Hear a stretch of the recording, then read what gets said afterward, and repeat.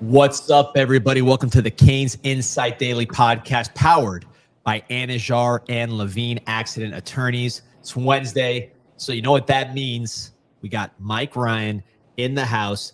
Rivalry week. It's a little different this week. Some big stuff happening. Right? It's fall brawl, baby. It's fall brawl.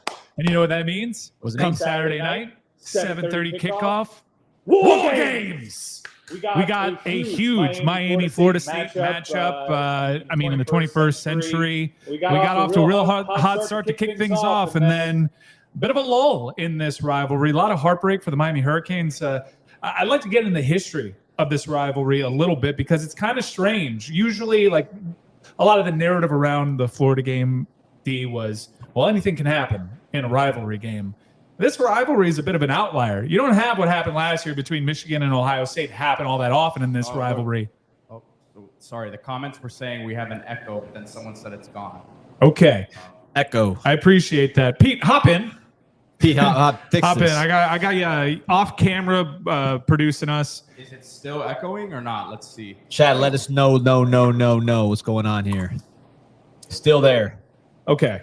We'll figure that out. Should we stop down and restart? Do the whole thing again? Pretend like it never happened? The Echoes podcast from sports. Yeah. We'll start for the top. We'll start for the top.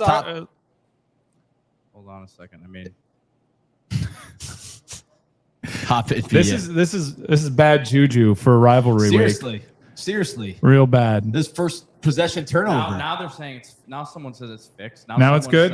No, I think now they're messing with you, Pete. Better now. Better now is not fixed.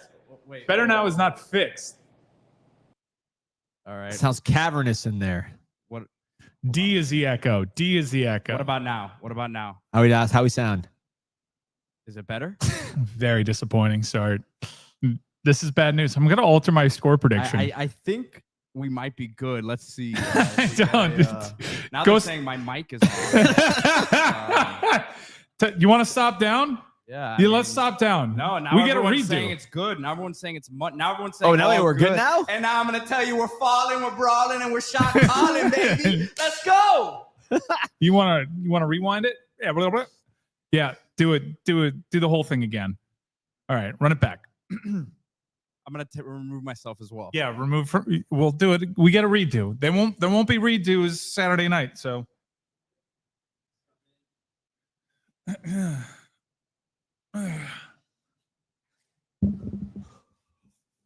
what's up, everybody? Welcome to the CanesInSight Daily Podcast, powered by Anajar and Levine Accident Attorneys. It is Wednesday. Sound is crisp as can be. The weather is perfect.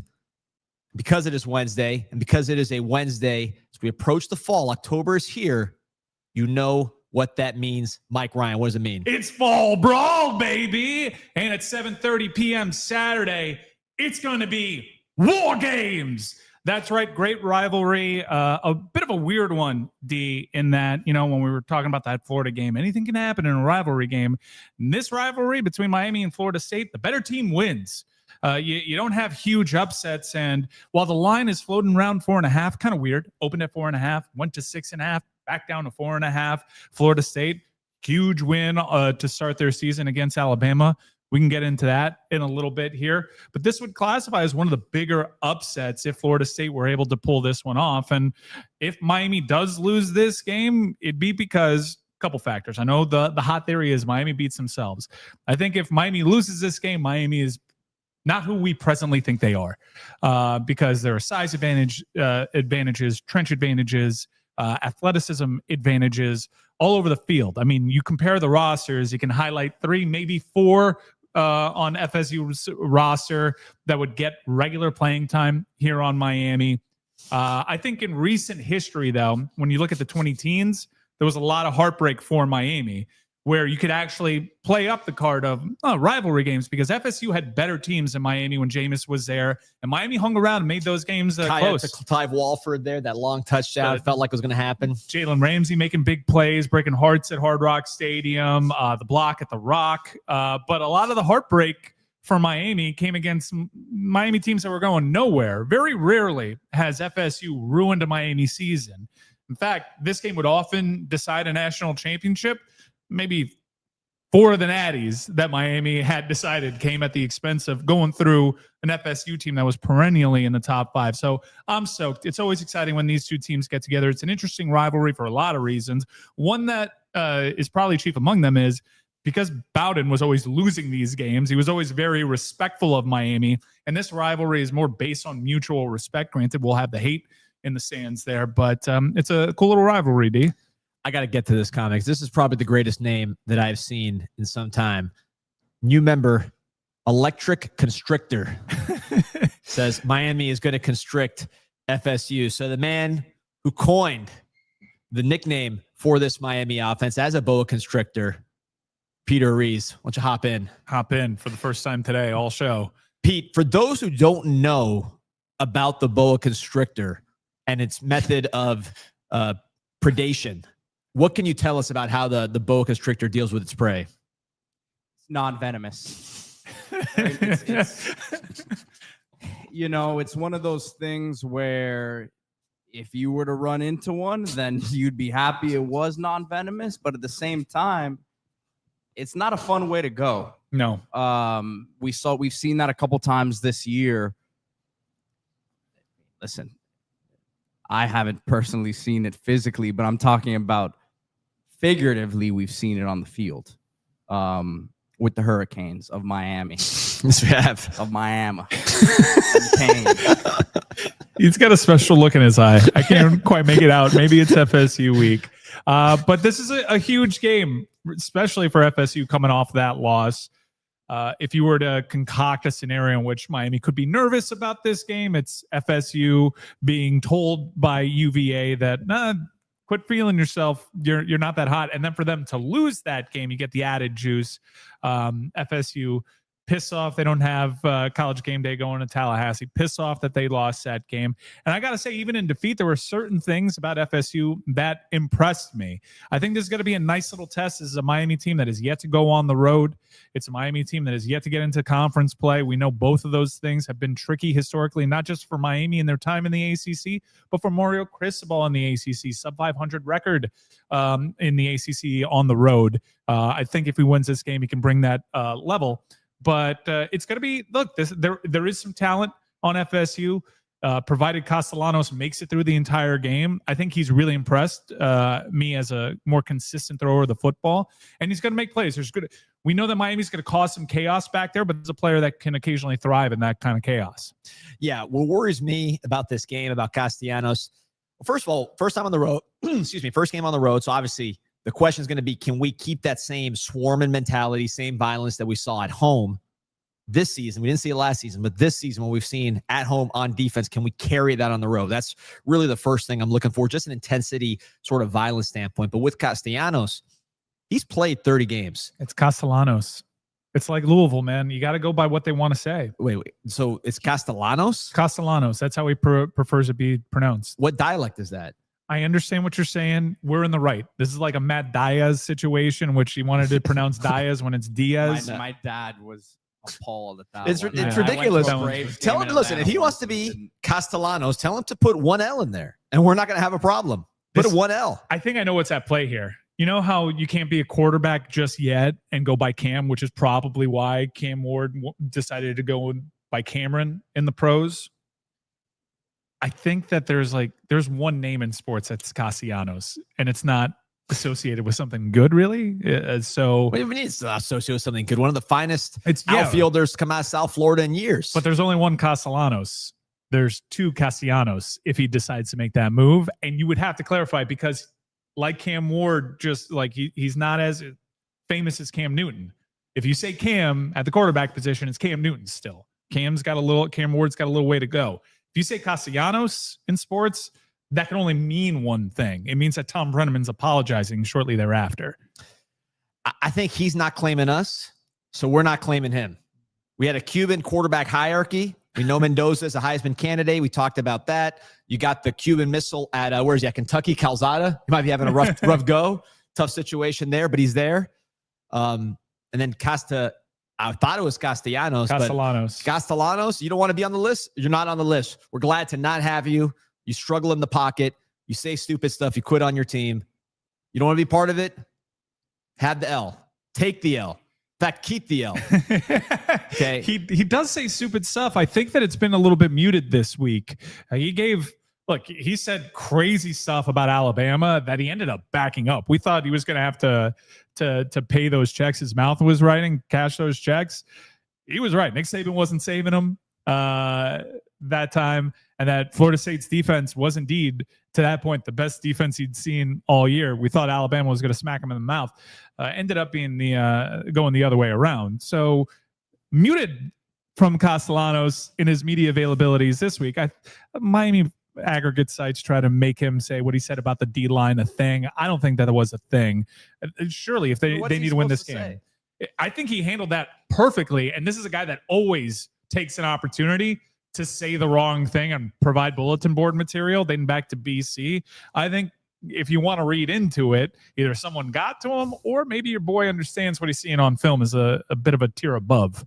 He's an experienced quarterback at the end of the day. I mean, that's what I just think we don't talk about enough, because we think focus on him quitting, which of course he did in the middle of the season last year, focus on some of the bad passes he's made. But the guy's played 30 games. He started 24.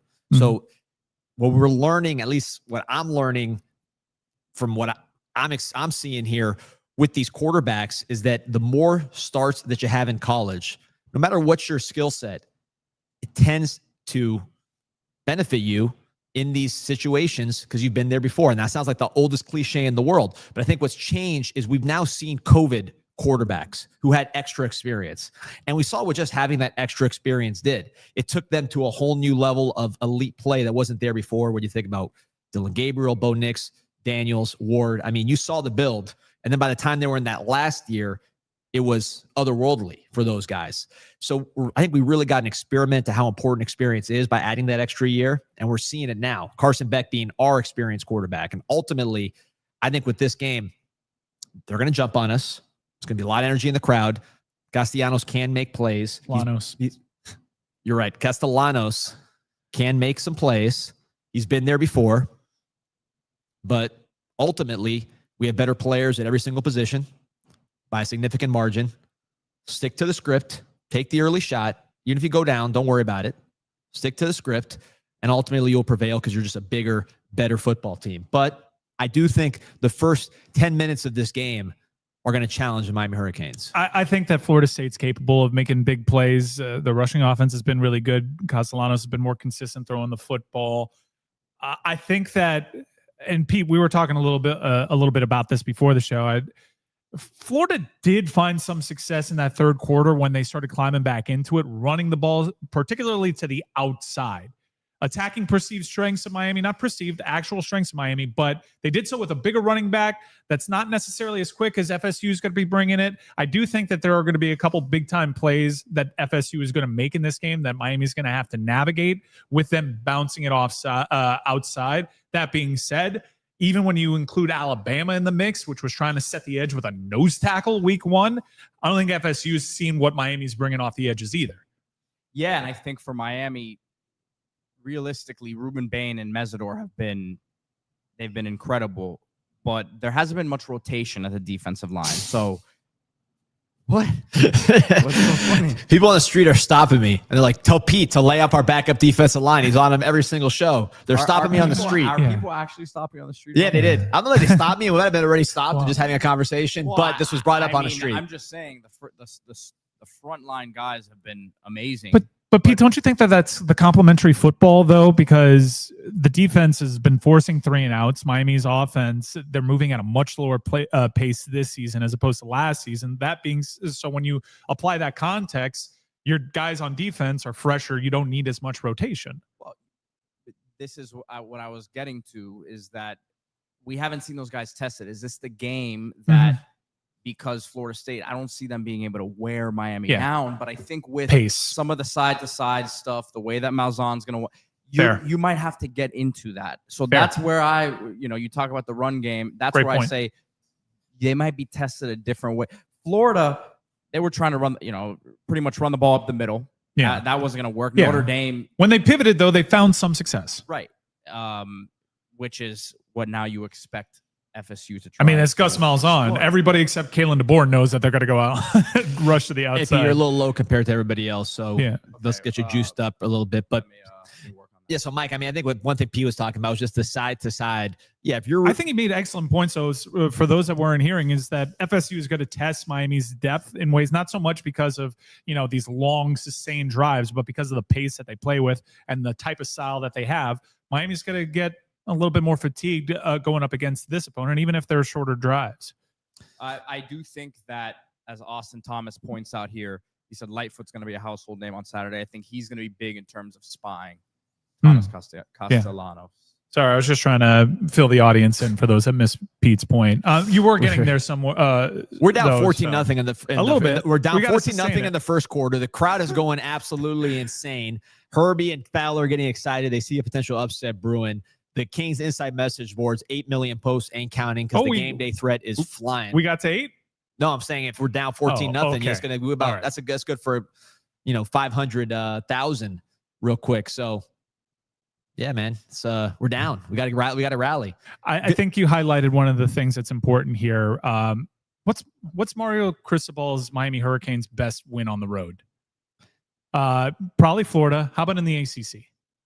Louisville, I think. Maybe Cal when you consider the game day circumstances over there and how good people were feeling. My point is, Miami's under Mario Cristobal is going to need to learn how to win these games.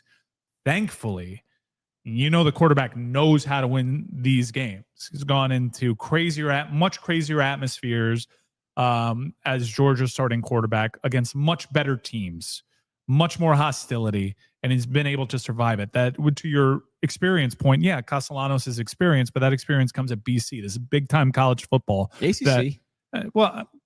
This is big. This quarterback for Miami, Carson Beck, has big-time, big boy, national championship aspiration experience.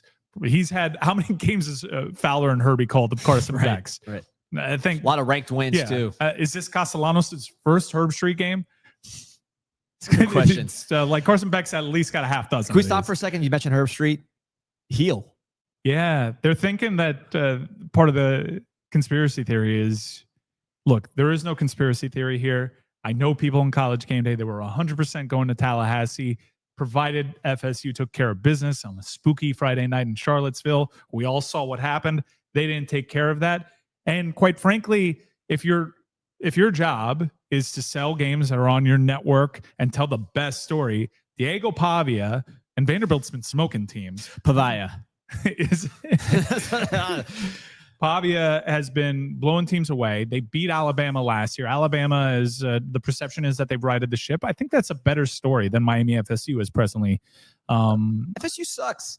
The problem with FSU is they suck. The problem with playing a team like FSU is that you don't want to lose to a team that sucks, which we've done, many times in the past. So that's really, to me, this game boils down to position by position. When you really break down, they have the advantage at 0 positions. Zero.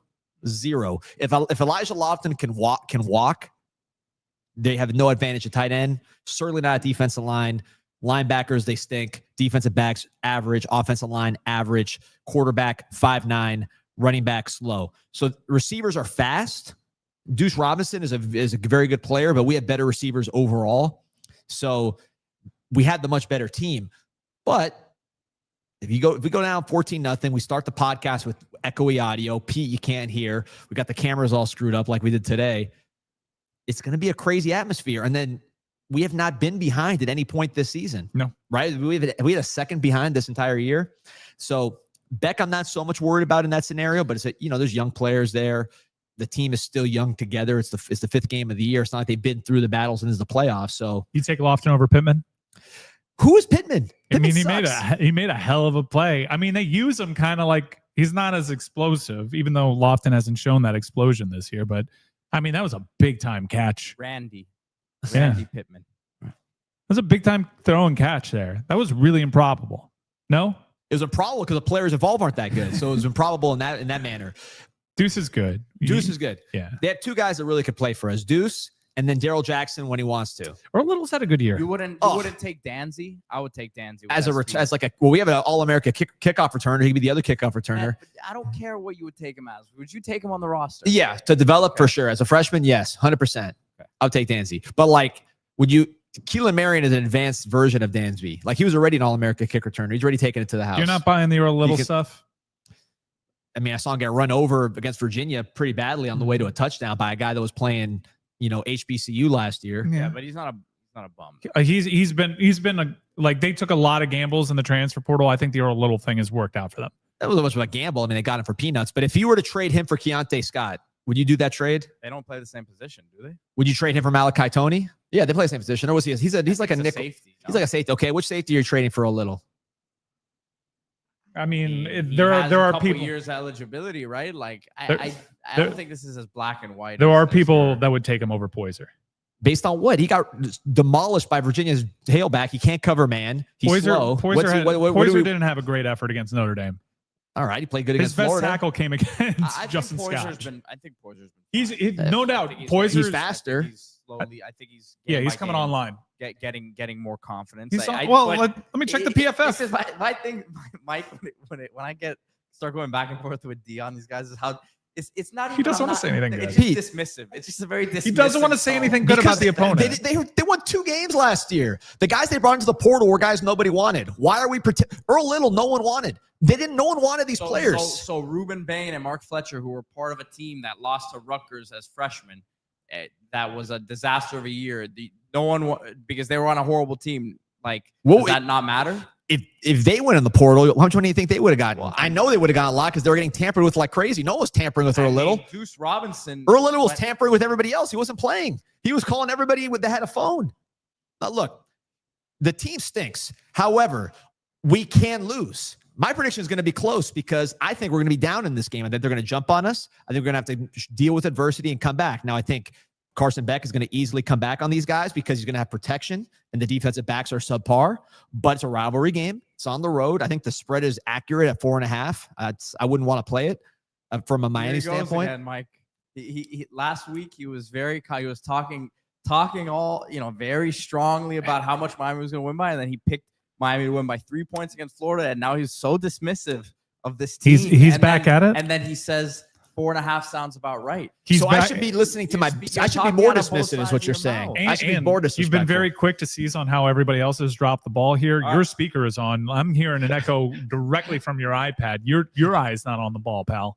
All right, we have our first guest. I tried. Oh, we got our guest? We have our first guest. We had a question if we were bringing guests. We didn't announce that we were bringing guests. But no, we have multiple guests today. We have multiple guests. Do we? Yeah, we can announce. George Sedano has called FSU twice this season. Oh, it's probably your headphones there, D. Yeah, that's what I'm saying. It's the headphones. Come on, George man. Sedano's seen this FSU team up close, so we're gonna have him join us in the second hour of this show. But tell the audience about our first guest here, Pete. So we have a repeat guest here, our good friend Clay Fink. Let me. I gotta figure out how to get all three of us on here. I don't know why I've now. I gotta remove this. It's a big fancy fall here. brawl graphic Clay, package. Do you hear us?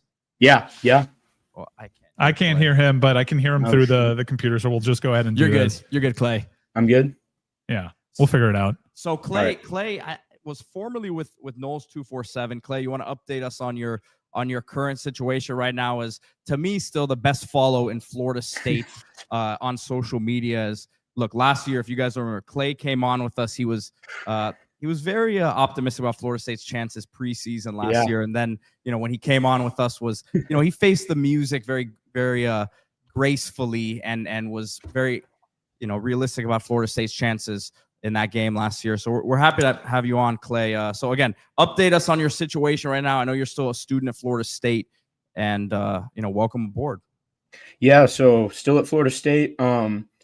It had kind of just run its course. You got to get experience doing different types of internships. So we just determined right before the season is probably the best time to wrap it up. I was aiming for something in the summer. Wasn't able to get that. So, and luckily TJ Pittenger of Double Fries No Slaw reached out to me, was interested in me doing some film reviews for him. So that's something I've been doing. It's been a ton of fun. I feel like I have a way better understanding of the team than I have in the past. but yeah, you can find me doing those film reviews over at Double Fries No Slaw right now on YouTube. And I've been posting honestly pretty complimentary about Miami this week over on Twitter at Clay_Fink. Clay, man, you're the young prodigy. I know we've liked your work for a long time. With this FSU team, you were pretty realistic last year when we saw you, because it was at that point, FSU season was kind of going the way it was going. Yeah. Now it's more a turning point, right? You beat Miami, you're right back in the mix. You're already ranked. So Definitely. This is there's still a lot of season left here. Where do you see the FSU as we come off a tough loss, head into the Miami week? I think they lose. But honestly, I can't speak with conviction anymore, man. I'm tired of speaking with conviction when it comes to game results. I thought they were going to win. I thought they'd win 9 games last year, and I was crucified for that in the offseason. The win total was 9.5. I should have picked 10, apparently. And, nobody ever could have imagined that happening to that degree. I didn't think they really had a chance against Alabama. I mean, I think I gave them like a 20% chance just because first year starter at quarterback, first game. And ultimately, I do think that kind of ended up playing a massive factor in the win for FSU. And we've seen that now because he looked good this past weekend. And like, man, I mean, I went into my Virginia film preview thinking Friday night game, 30-year anniversary of this massive upset. They're wearing the throwback uniforms. It just feels like a recipe for disaster. And then I watched my film preview and I was like, man, this defense sucks. And their quarterback is fine, but just because he was putting up a ton of passing yards, like he's putting the ball in harm's way. And ultimately, I got retweeted by Freezing Cold Takes, which I feel like might be a stamp of honor. I'm kind of proud of that. But I was kind of right on my prediction, and FSU just couldn't take advantage of it. I mean, they had 3 interceptions on defense and allowed 35 points in regulation, 46 overall. That's abysmal. The offense was far, far from perfect, but yeah, so it's just I think I like Miami by like 3 to 6 points. I don't know if they cover or if they barely don't cover, and I totally could see the rivalry factor. You can't ignore it, and I do think that the DNA of this FSU team is like worlds different than last year's team. I don't get to watch practices anymore, but I mean, man, it was gross last year in practice. I feel like I can completely say that now. The body language, the effort, even after the Georgia Tech loss, I think one of my coworkers had said at the time, the Friday or the Thursday practice before the Boston College game in week 2 of last year was the worst practice he had ever seen. I don't think this team has that in them. I think they can bounce back, get back up for a game this week. And I do think they were looking ahead. I think we kind of gave them the benefit of the doubt. But thank you, Evan. I think we gave them the benefit of the doubt, the veteran, team, the DNA of this team. But I think they looked ahead. I think they did. And I think they overlooked Virginia. And I think they are probably going to be pretty motivated to come out and try and prove that that was a fluke.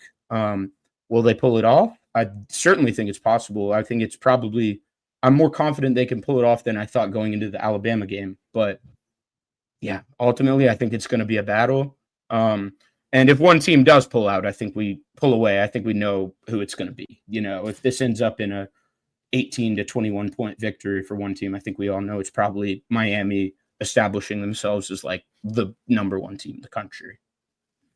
Clay, you mentioned the Alabama game, and that's a really interesting result given what we saw over the weekend, which is Alabama righting their ship, playing Georgia well, as they always historically do, looking really good.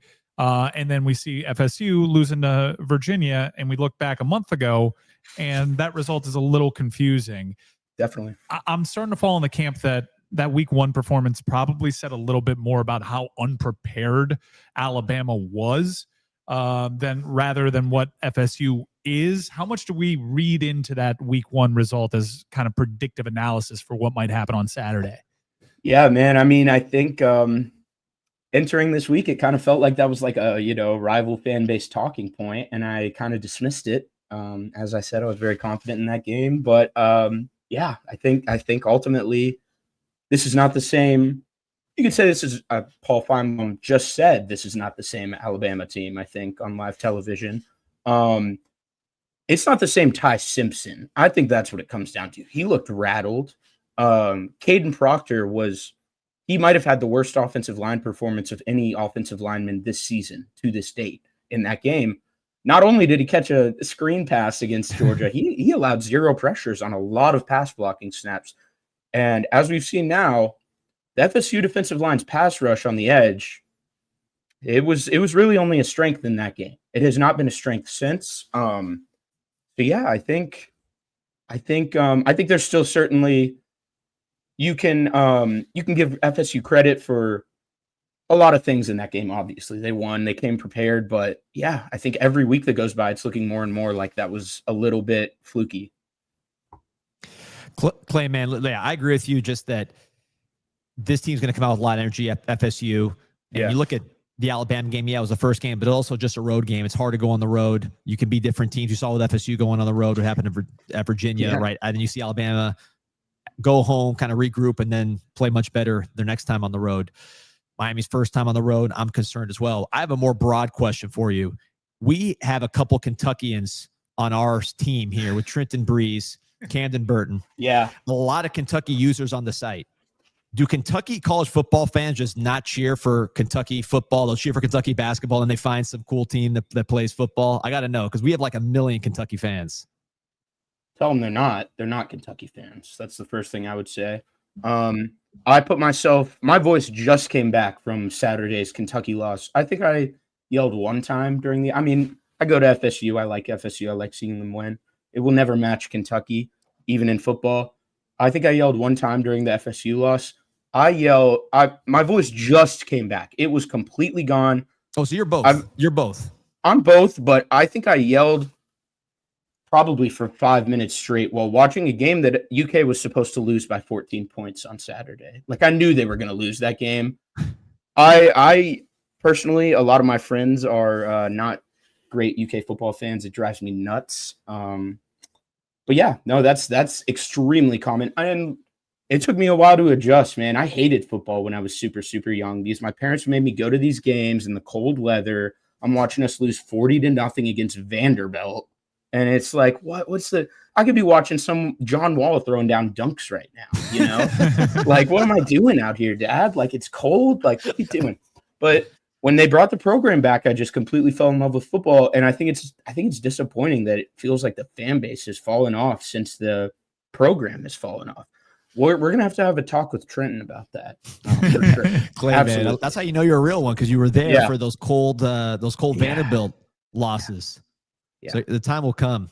Yeah. Clay, Gus Malzahn has done plenty of winning in his career with trench disadvantages. And I think with the month-long sample that we have, we as Miami fans feel pretty good about Miami's trench advantages. But that being said, Gus Malzahn gets his teams out on perimeter, relies on speed, and is able to get big chunk plays. Do you think we know that Gus Malzahn's going to attempt to do that because Gus Malzahn's been doing this for quite a while? Yeah. Do you think they'll actually have success doing this against the likes of Mesidor and Ruben Bain on the outside, who grade out very well against the run? So I wouldn't even, well, first of all, those two are, that's the best defensive end. That's probably defensive duo of any position in the country. Certainly the two guys playing the same position, I think. It's been totally ridiculous what they've done this year. Mesidor's such a fun story, man. I really hope he gets drafted in like the top 100. But I honestly, I was just watching the Florida game defensive film. I think that's going to come down to the tackling on the perimeter more than anything. You get these Danzy reverses, end arounds. You get screens to Squirrel White, Luane McCoy. Just all these kind of like gimmicky type of things out on the perimeter just to get the ball away from the offensive line as soon as possible. And so Poyser and Scott, I was a little underwhelmed by them, but man, everybody else on that Miami secondary tackles pretty seriously, I think. And I guess Poyser tackled a little bit and Scott tackled a little bit, but really it was more coverage with those guys. But I came away a little underwhelmed with them. But the corners on Miami, I thought OJ, I don't know, is it Frederic. Frederic. Yeah. Lucas, Lucas is a big dude, right? Like he's got a big frame. It's probably who you're going to have somewhat shadowing Deuce Robinson. But yeah, it's going to be really, really, really tough for Gus to overcome this trench mismatch. And that is not to say that FSU has a bad offensive line. They have a fine offensive line. It's certainly upper half of the ACC. And they've played well this year. I said something about Micah Pettis maybe being a concern for me in this game. Got some crap for that because he's been really good in pass protection this year. I hate that matchup, dude. Like if we were playing against Ruben Bain last year, when it looked like he lost a step and was not the same athlete, sure, this is not the same Ruben Bain. This dude will wreck the game if he has to. Like, and I like Gunnar Hansen at left tackle, but man, like these two are just game wreckers. And so obviously having so much experience in the SEC against these 5-star defensive ends, and he's such a schematic genius. Like I do think Gus will have a few things up his sleeve that gets away from them. I just don't see him completely erasing them. I don't think anybody all year is going to completely erase them. I think that's probably what wins Miami football games is that duo right there. Miami's passing against FSU's defense. So the pass rush, the defensive backs. How do you see that matchup going? What do you see from FSU? You guys had some really good ones last year. I think that was like the strength. The team was tough, but the strength of the team was probably defensive back. How have you replaced those guys, and how are you going to get after Carson Beck? So they're not probably going to get after Carson Beck a whole lot. I like Clay a lot. Fix the man. They're probably not, dude. I mean, it's like a 14% pressure rate this year for Carson Beck. That's like unheard of. Like, I can't think of many times I've seen below a 20% pressure rate for a quarterback. I think he's been under pressure like 17 times in 4 games. Like that's completely ridiculous. And he gets the ball out fast. I don't know how it's going to work. And the other issue I have with it, just matchup wise, is you have the big dudes on the interior. And no matter what we want to say, there's a lot of FSU fans that think Darrell Jackson sucks. He's been good. He's playing nose tackle. He's eating triple teams. He's not really in a position to get stats in this defense. And he still had 3 pressures the other day, so whatever. But our DNs are light in the pants. Like those dudes, it's a concern. It's a concern. And you have Markel Bell on the left side. He's 350 pounds, 6'9", with like a 7'2" wingspan. And then you've got Francis, who's maybe not quite as big, but he's like dense. Like I don't know how else to describe it. Like that man feels like every part of his body is muscle. And obviously he's a super high level draft prospect, an elite athlete. I really, really, really worry about the pass rush. And if Okunlola and Ines Cooper are not 100 like on their A game, I think they can get some interior pressure. Mandrell Desir has been a phenom as a true freshman this year out of South Florida. Darrell Jackson, Daniel Lyons had a rough game against Virginia, but he's another contributor. And then you move to the second level. I think the secondary is pretty strong once again. You have Jerry Wilson, you brought him from Houston. He was probably supposed to be the best player on the team this year.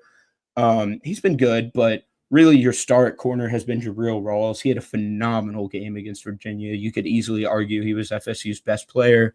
And then at safety, Earl Little had been FSU's best player this entire season leading up to the Virginia game. And I get he had like 12 tackles or something, but I'm a little worried about Earl Little. And I was sky high. I mean, that first 3 weeks, it was excellent tape. He has had 2 labrum surgeries in his shoulder. I have a torn labrum in this shoulder currently. It's not fun. And it's certainly not fun if you have to tackle. And I think that probably explains why he's always just like launching his body laterally at the ball carrier and like hoping. I mean, I brought it up in my film review. I think that's what caused that picture of him in the Miami game. Like right as I think it's Mark Fletcher, Damian Martinez goes into the end zone and he's like parallel to the ground. Like he doesn't use his arms when he tackles. So, and I looked into the data, like it felt like he's been a sure tackler. He's been a bad tackler throughout his career. So is that going to improve with these injuries? I don't know, but he's a good coverage player. I like Earl Little. He played really well against Miami last year, despite being unplayable up to that point, and obviously having the one bad play. But You have Ashlyn Barker as your other safety. He left the game with injury, with a shoulder injury. Heavy, hard hitter. He had 2 sacks in the first half against Virginia, 6'3", 215. And then you've got Edwin Joseph, another South Florida guy. He's been kind of hit or miss throughout this year, maybe missed a few assignments. I think that the weakness of this entire team, and hopefully I'm not being too reactionary to the Virginia game, the linebacker play was atrocious. It was really, really, really, really bad. Elijah Herring, who brought in from Memphis, or formerly Tennessee. I don't know if I've ever called out a player as many times on film review for like a bad rep as I did him. It was completely unbelievable. Juice Cryer, who's usually pretty steady, had a rough game. Omar Graham didn't play like at all. They played a walk-on more snaps than him. So yeah, I mean, if Carson Beck can take advantage of that middle of the field, like underneath routes, and I think he can, man. You have Malachi Toney running in the slot. He's got a 2-way go. I don't really think FSU has like a guy, and obviously they are not a man-heavy team, although they pulled it out against Virginia for who knows what reason, and it did not go well. I wonder if FSU has a guy who can like truly match up with Malachi Toney, and or if not, are they going to be disciplined enough in their zones over the middle of the field because they weren't on Friday? So, and he can torch you. I don't care how old he is. He's awesome, and I've loved watching his film. You guys got a good one. Clay, so it's funny because I was very critical of FSU's roster. You are being very complimentary about Miami's roster, but our pick for the game is pretty similar, and it's very similar to what the actual spread is. So obviously there's ways that FSU can do some damage here in this game. So how do you see FSU posing a problem, or where do you see like, hey, this is their path to victory to really get on Miami? So I think basically on defense, there's not a ton of paths. It's going to have to be a shootout if FSU wins, in my opinion. But I think on defense, the path has to be you have to get turnovers again. You have to get those interceptions. Hopefully you don't, get 3 interceptions and still give up 46 points. But that was the only way they were stopping drives against Virginia. They were running all over them. And unless they forced a turnover, they were probably going to make it to the end zone. So you got to keep that going. Offensively, FSU is the best team, either the first or second best team in the Power 4 at explosive play rate. They're the best team at rushing explosive play rate, second or third for passing. Miami is like 10th to 15th percentile in all of those metrics defensively at preventing explosives. And also they don't really get a lot of explosives on offense either. They've been very much, dink and dunk underneath. I trust my receivers to get the yak. It'll open up and Beck's going to hit the over the top shot. But really, Miami hasn't been testing them deep as much. And I think if you can just get a few explosives for FSU, that you're just going to have that. That's really the path to victory. Yeah, it seems as though Doak, even though they actually removed some seats, provided to be one hell of an atmosphere against Alabama. Yeah. And that team gave them a reason to really be lively all game long. So that's the recipe. This rivalry game. It's a Gus Malzahn offense. Fully expect them to hit some explosives. You mentioned some of the deficiencies that FSU has defensively. When you look at Miami's roster, which individual offensive player gives you the most concern? You said for FSU to have a chance, there's going to be a shootout. So it seems to me that you think that Miami's still going to find a way to get theirs on offense. So who's going to get theirs the most on this roster, do you think? For Miami's offense? Yeah. Oh, Malachi Toney. Oh, well, actually, no. Yeah, that's tough.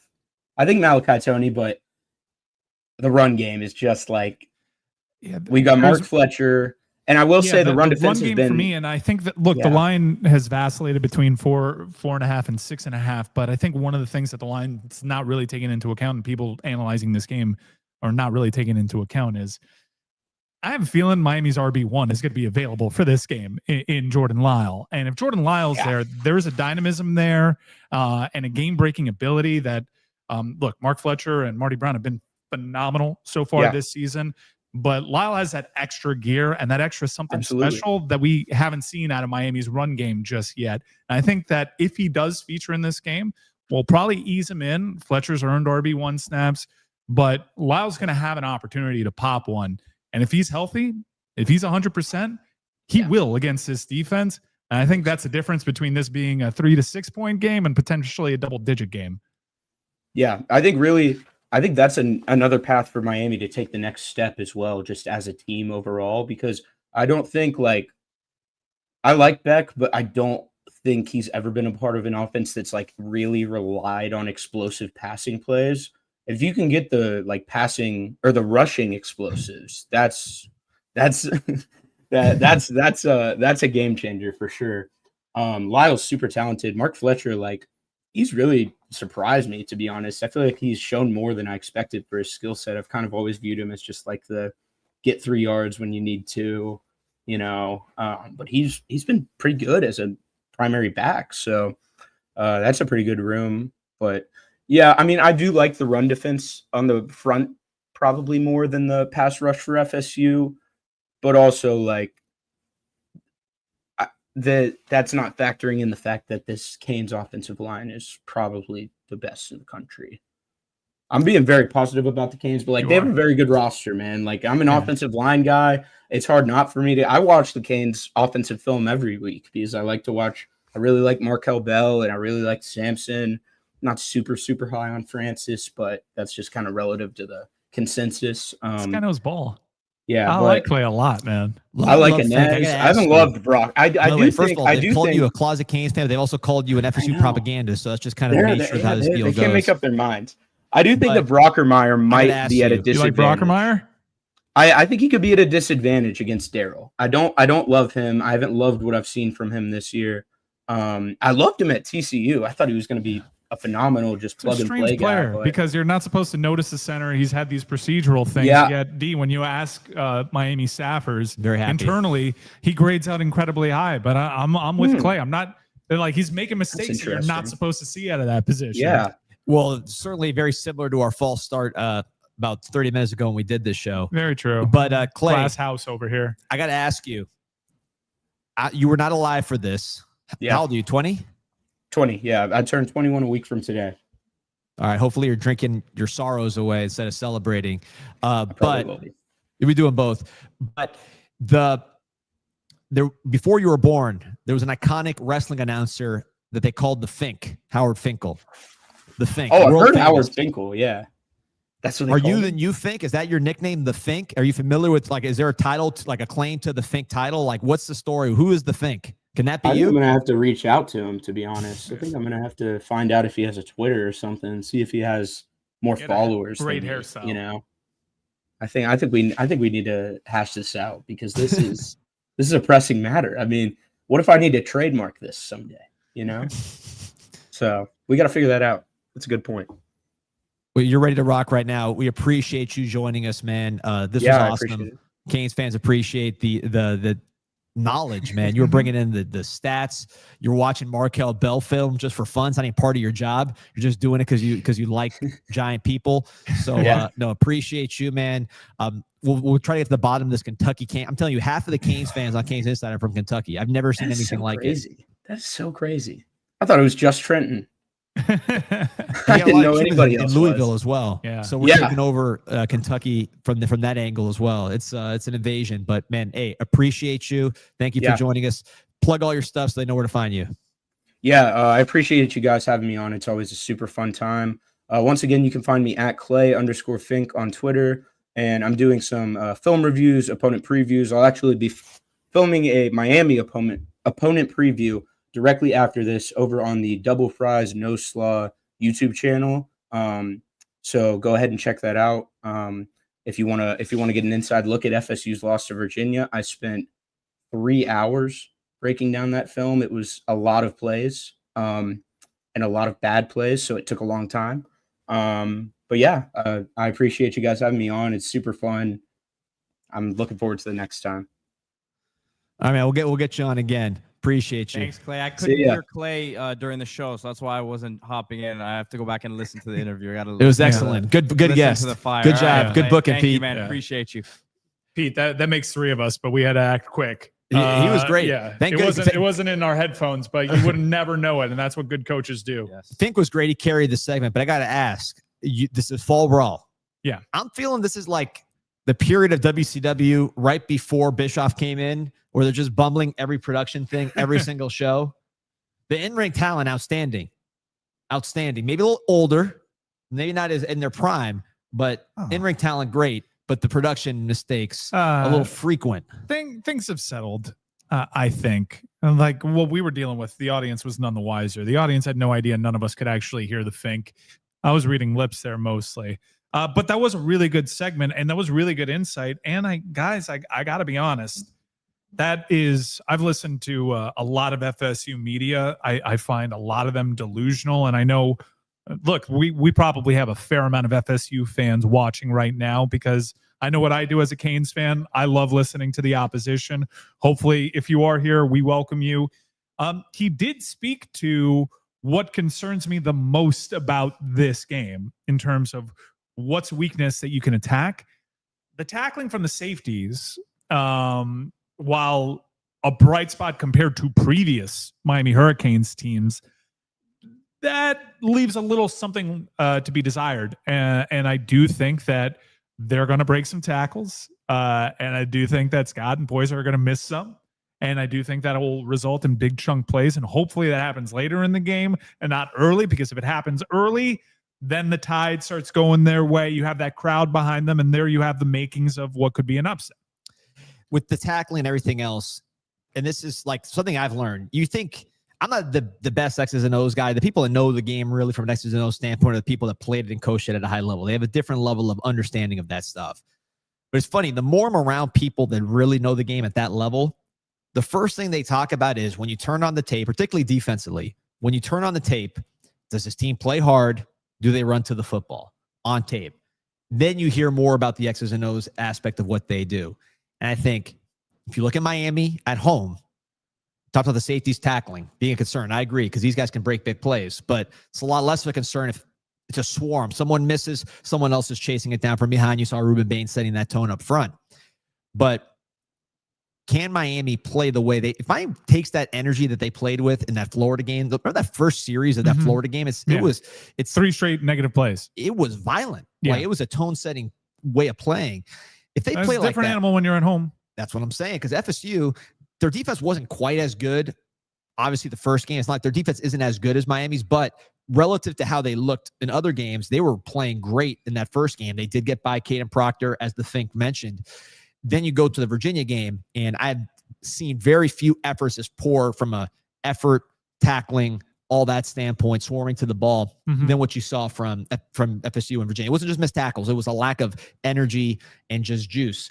So that was our first road game. It's not going to be 13-10 FSU. If FSU wins this game, it's going to be higher scoring. Poyser had made a nice tackle against Florida in space. When I close my eyes and I think about Miami's secondary tackling, it's not like Lance Guidry's defense where you have one guy guarding the flats and they're in space, and you're asking a lot of guys that aren't necessarily the most sure-handed tacklers on your roster. When I think of Miami under Heatherman, it's gang tackling. Very rarely are we leaving defenders, even in that secondary, even if it's a flats, like they're not necessarily on an island all to themselves. So you can afford maybe one missed tackle because you have a teammate there to pick them up. So Heatherman's done a really nice job of putting these guys in position. Now, he hasn't gone up against an offensive mind quite like Gus Malzahn in terms of being able to stretch a defense, but not just vertically, but horizontally. Thankfully, Miami has shown very good lateral movement this year. This is probably the most athletically gifted Miami defense we've seen in that regard in quite some time. But there are going to be times where you're going to have to survive a missed tackle. They're going to extend drives. There may be 3rd and longs that an individual effort busts and it gets a huge first down conversion, and that crowd gets more into it. I do think this is going to be tight a little bit. Keep in mind, like, we feel really good about Miami's chances. I know everybody watching this, even though I wasn't so much nervous against Florida because Miami was controlling that game. But there were nervy moments in that third quarter when McClain makes that interception and they had the ball at midfield. Wow, they can actually take the lead. Miami was tied against Notre Dame after controlling that entire game. So while Miami hasn't trailed, this is certainly not an indestructible Miami team. This is not a team that I think anybody watches right now and says they're going to run the table undefeated. I don't know if anybody in the nation is that, quite frankly. Miami's going to be tested plenty of times this year. We all agree. If that is indeed the case, then your first road game, conference game against a bitter in-state rival, prime time, coming off a loss, you're going to be tested in this game. I think you're foolish to think like, 45-3 like that. I don't think that that's going to happen. Thankfully, Miami's been in the kinds of games so far this season, whether you want to remember it or not, where they've been tested and had several gut checks. We've seen how many seasons have we watched of college football, not just the Canes, but other teams. And people like Pete is always getting on me. Why are you burying this team's talent? Mm-hmm. And then talking about how it might be close. By the way, a total non-wrestling promo move. You got to build up the talent so it's more meaningful when you beat them. Mm-hmm. In my case, I really don't think these teams are very good. I just don't. I don't see good players on any of these teams except for Notre Dame. Notre Dame's the only team on our schedule I think has actual good players. Yeah, everybody else to me is very subpar. Yeah. And credit to us for still holding the line at 0-2. That got a little scary. Everybody was letting go of the rope. It was you, me, and Coach Sedano. No, you didn't see what he did this week. He said his rankings. He has Notre Dame as the number 5 team in the country. What's wrong? What? Hey, I appreciate who are you? You had Alabama as your number 5. They lost to these bums. They did, but Notre Dame's lost twice. So good teams. By combined 4 points. We're ranked ahead of them. I had Texas A&M number 4. I had Miami number 3. They were number 5. Some people should apply power ranking. Look at the rankings more as like power rankings. That's how Vegas would kind of look at it. So I kind of mess with that. Like, if you ask me, is Notre Dame in terms of top to bottom, how good? What is this team ceiling? Are they a top 10 team in the nation? I think the answer is absolutely. Now, Marcus Freeman has shown throughout his time, usually in the earlier part of the schedule, is he capable of blowing a big game as a big favorite? Absolutely. And they're going to have to be pretty immaculate, but I would say they're off to a pretty good start in terms of the portion of their schedule where they need to dominate. That Arkansas game was an ass kicking. Whoa. I'm sorry about that. I was trying to censor myself on ass kicking, and then I said the F word. You're good. It's a fireable game. It was a pink slip game for Arkansas and for Coach Pittman. Lord Baconton asking, I'm anxious to see Dawson, whether he'll open up the offense with Trader and Lau being back, how many opportunities they get. What do you think? I'll tell you, Lord Baconton, as far as opening up the offense, can I skip to my song of the week real quick? Whoa. Yeah. Well, I was going to see what you guys wanted to do there because we do have our guests a little bit late. You know what? Let's do it now, and then we'll cut it off when he's ready. Yeah. So I'm going to pick my song of the week just because my song of the week was not done. Well, it's done because it's a great song. I've been jamming on it. I've been walking the beach, listening to it, just feeling the emotions of being finally a good program again after 20 years of struggling. However, the reason I chose this song, Can't You See by the Marshall Tucker Band, is this song is like 6 minutes long. D, C, G, D. The entire song. 3 chords repeated the entire song.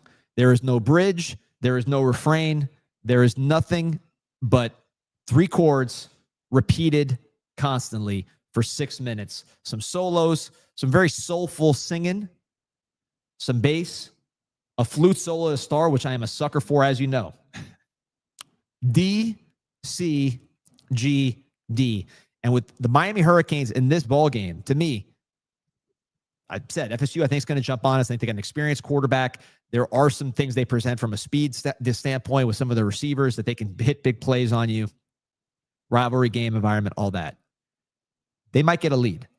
If we just stick to the script, run the ball, pass protect, hit the open man, break tackles after the catch, try not to do stupid penalties and turn the ball over, fumble the ball, play well on special teams. We don't need to open up anything. We don't need to do anything other than just be the far superior team that we are at every single position. Bigger, stronger, faster, more skilled across the board. We don't have to do anything outside the script. They need to do stuff outside the script because they suck. But we've watched enough college football to know bad teams can catch you, especially on the road. So that's their game plan. Our game plan, D, C, G, D. Just loop it, loop it, loop it. And then by that fourth quarter, that Mark Fletcher 6-yard run, he's running over Earl Little. Earl Little's diving at his ankles, tackling worms, and Fletcher's going into the end zone. The short pass to Keelan Marion becomes a 60-yard touchdown. Just stick to the script. We are the better team. Don't worry about it. That's why I chose this song. You think Carson Beck's a game manager? Yeah, of course he's a game manager. You know, also got game manager Pete. Who's a game manager? I'll give you a clue. He's the greatest football player to ever lace up cleats. He's a game manager. Stick to the script. Why do we don't need Superman. We are the better team at every single position. I agree. Tom Brady's the greatest football player ever. Game managers are good. Yeah. If you're only a game manager, you're not good, but he's a game manager plus. I would like to see him take some shots in this game, the way that he took shots against USF, because I think that this secondary is kind of on par with that. I mean, we highlighted Earl Little there. He does some things really well. He does some things poorly, which is why we can't really make a consensus here, call on this player. I think that he's got to be put in the right spot. I think that Miami's offense can take him out of those spots. He's in his best spot, sitting back, waiting for Miami to run the ball. But if you stretch that field against a secondary that's not that impressive, with a quarterback that has the arm talent to do that, a guy that was probably fell too much in love with that after his USF performance, that he was probably looking to do that a little too much against Florida. This is a team that's going to play zone. We know Malachi Tony is so instinctual. He's going to find the holes in the zone. But I do think that there are going to be opportunities deeper down the field. And you have the arm talent in Carson Beck, although you are, leading the charge on the less zip narrative. It was rainy. I was on the more it's of the been small raining for a month. I was more on the small hands rain narrative than the lack of zip in the arm. Have you seen Big Nuss and the less zip narrative around him? Big Nuss is hitting the plateau. I was shocked to hear how small he was. He's not a big quarterback. Isn't he Big Nuss? He's mid Nuss size wise. I think he's always been mid Nuss. Period. He's always been one of your guys. I just don't see it with him. It'll be interesting to see, like, the talent evaluation when it came to the quarterback class.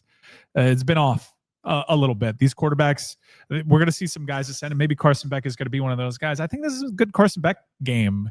I trust him. I let my offense rip. I don't tell my guys, all right, guys, we gotta play it really tight because they can upset us. Like, no, let's try to take our shots. Tell you, if we go down 10 points early, we're going to need to throw anyways, right? I trust Carson Beck here. I know that some people, because his proclivity to turn the ball over, are a little worried about that. I think he's got the healthy amount of interceptions, especially when you apply the context here. But I do like that song. Good song choice. Do I do my song of the week now? Well, we got some comments football-wise. Peony Boy saying, I heard I'm doing a block party for the game. That's news to me, but I'll be up in Tally. So if you see me, say what's up. But no block party, I don't believe. We got plank time. Just remember, if it doesn't work, we'll be here calling for Shannon's head. All Shannon's got to do is win the ball game. That's all he's got to do. Let's talk about game managers. It's the most overused term in sports, at least in the negative way, because every quarterback that is good is a game manager. There's no such thing as a good quarterback that's not a game manager, because that's a quarterback that's going to put up stats and lose a lot of games. Like, you have to manage the game. So Cam Ward, someone said he's not a game manager. Cam Ward started 5 years in college. Of course he can manage a game. Now, sometimes he got into trouble for not managing the game enough. Syracuse, perhaps at times, Georgia Tech in terms of some of the checkdowns, but otherwise the guy was, he was like number one by a mile on third down. He didn't turn it over very often. Mike, you have an opinion on that? You heard what happened earlier this week about Cam? You heard who he's coaching up, right? Yeah. We asked. No. There's a rivalry game this week, and our quarterback last year is calling up the quarterback that we're playing and giving him film advice and tips. Really? How do you feel about that? They share a trainer. Nothing weird at all. But go ahead and respond. I'm asking. He said it in an interview this week that Cam Ward's giving Cam has been Castellanos, calling him after games. Castellanos? Yeah. I don't like that. I don't like it one bit either, but I wanted someone else to say it first. I don't like that at all. Anyways, I'll show you the interview after the show. That I'll tell you this. That actually really bothers me. Yeah, I felt the same way. Cam Ward, because of his pro experience being on a team that lacks talent and having to run for his life as people are trying to rip his head off, he is in a position to give advice to Castellanos, about how to deal with a lack of talent compared to your opponents, which Ward has to deal with on a weekly basis now. That's really in the disappointing. NFL. Yeah, it was Pete's I'm not lying. It was an interview with Eric McLean that came out this week. Your buddy. He said they have a trainer. They had the same trainer, so when they train together, he gives them pointers. Doubled back on it and said, "Yeah, actually, Cam has been calling me and has really been helping me out." Stand-up guy. He's a stand-up guy. I don't like that. He's a stand-up guy. We'd rather him just meet the guy, befriend the guy in that setting, and then just forget about him. Be too big times. He's the pros. The guy's he's a true leader. Good guy. Has he spoken to Carson Beck? He didn't need to speak to Carson Beck. Carson Beck don't need advice. He's 28-3. Like it. What's he going to tell? Sound like it. What's he going to tell Carson Beck? Carson Beck's 28-3. He doesn't need advice. Pete- Castellanos is the one that sucks. Pete, I'm with you. No, they don't share QB coaches, so we can't talk to them. Like, Unreal. What's he going to tell him? I don't like it. What's he going to tell him? Don't He's like 28-3. Castellanos is the one that needs advice. Sorry, Castellanos until we hand him the second L, and then he's Castellanos. Maybe they'll call him Castellanos by the end of the year because they're going to go on a losing streak after they get smashed right here. I love Cameron Ward. Great player. I won't highlight the fact that Will Levis had better stats through 4 starts. I won't do that. I think Cam's got a lot on his plate. High stress situation over there. Cam's got to worry about calling Cam Ward from Wazoo to figure out how to play with a bad offensive line because it seems like Cam's really struggling with the reality of I'm not going to have Miami's offensive line my entire career. Yes or no? Listen. Yes or no? We're big Cam Ward guys. Love Cam Ward. Oh, they got to build a team around him. I mean, the team sucks. He's not doing too much to help the team right now. What's he supposed to do? The guy's out there running sideways, throwing the pass 80 yards in the air. Yeah, not do that. He's got to get rid of the ball quick. To who? Look, Elamanor? Calvin Ridley should be in jail. I'm with you. He's throwing he the should season. be in jail. He's throwing this season. This will give me an opportunity to remind the audience that Calvin Ridley is basically the same age as Amari Cooper. And they never, even though they're both Alabama alums, they never played on the same Alabama team. Yeah, it's true. I'll say this, as Chris says, and this is something that we were talking about with someone the other day. He says no loyalty transfers, just another time to make history. I mean, the rivalry games don't mean as much to these guys. Bottom line, they don't with as much transfers. But with the loyalty, listen, the no loyalty transfers. This is bad. Okay, this is bad. First of all, I saw Calvin and the lovely Patrice Ward at the Notre Dame game. The Notre Dame game with Cam Ward already in the pros. They went as fans, because they care so much about the program. I don't like this. And they are awesome, and their son was awesome for us. I don't like this. So hopefully he's like embargoing advice this week. There's no advice he can give. You just said he had all the advice to give. What can he tell him? Hey, run for your life. When you what they say in wrestling? Tuck your neck or tuck your chin. Tuck your chin when you take a bump. That's Cam Ward's advice to Castellanos. Tuck your chin. Pete, when you're getting slammed by Ruben Bain. Pete, I'm kind of reeling. Watch the interview. That's not good. I'll send you the clip. This is bad. My song of the week. Let's go. Pete, you know about this band, huh? Yeah. Balu Brigada. This band's actually playing Zay Zay in November. This is a band that came up on my like Apple new music release discovery station. I was like, wow, this sounds big FIFA last year had a big FIFA hit. So this band, Dee just informed me they're from New Zealand, Oceania. In the per capita conversation in terms of musical talent, we were breaking it down. We're big Bee Gees guys. Yeah, AC/DC, AC/DC, Tame Impala, Oceania region has got some talent over there. Kylie Minogue, Ageless Wonder, love that.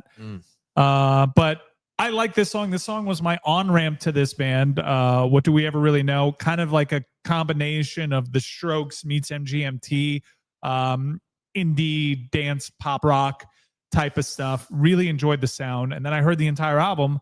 Really fun, poppy album. And, kind of reminds me of that 2008 indie rock scene type of stuff. So I'm going to head out to Zay Zay and watch this band. I was really excited to see that.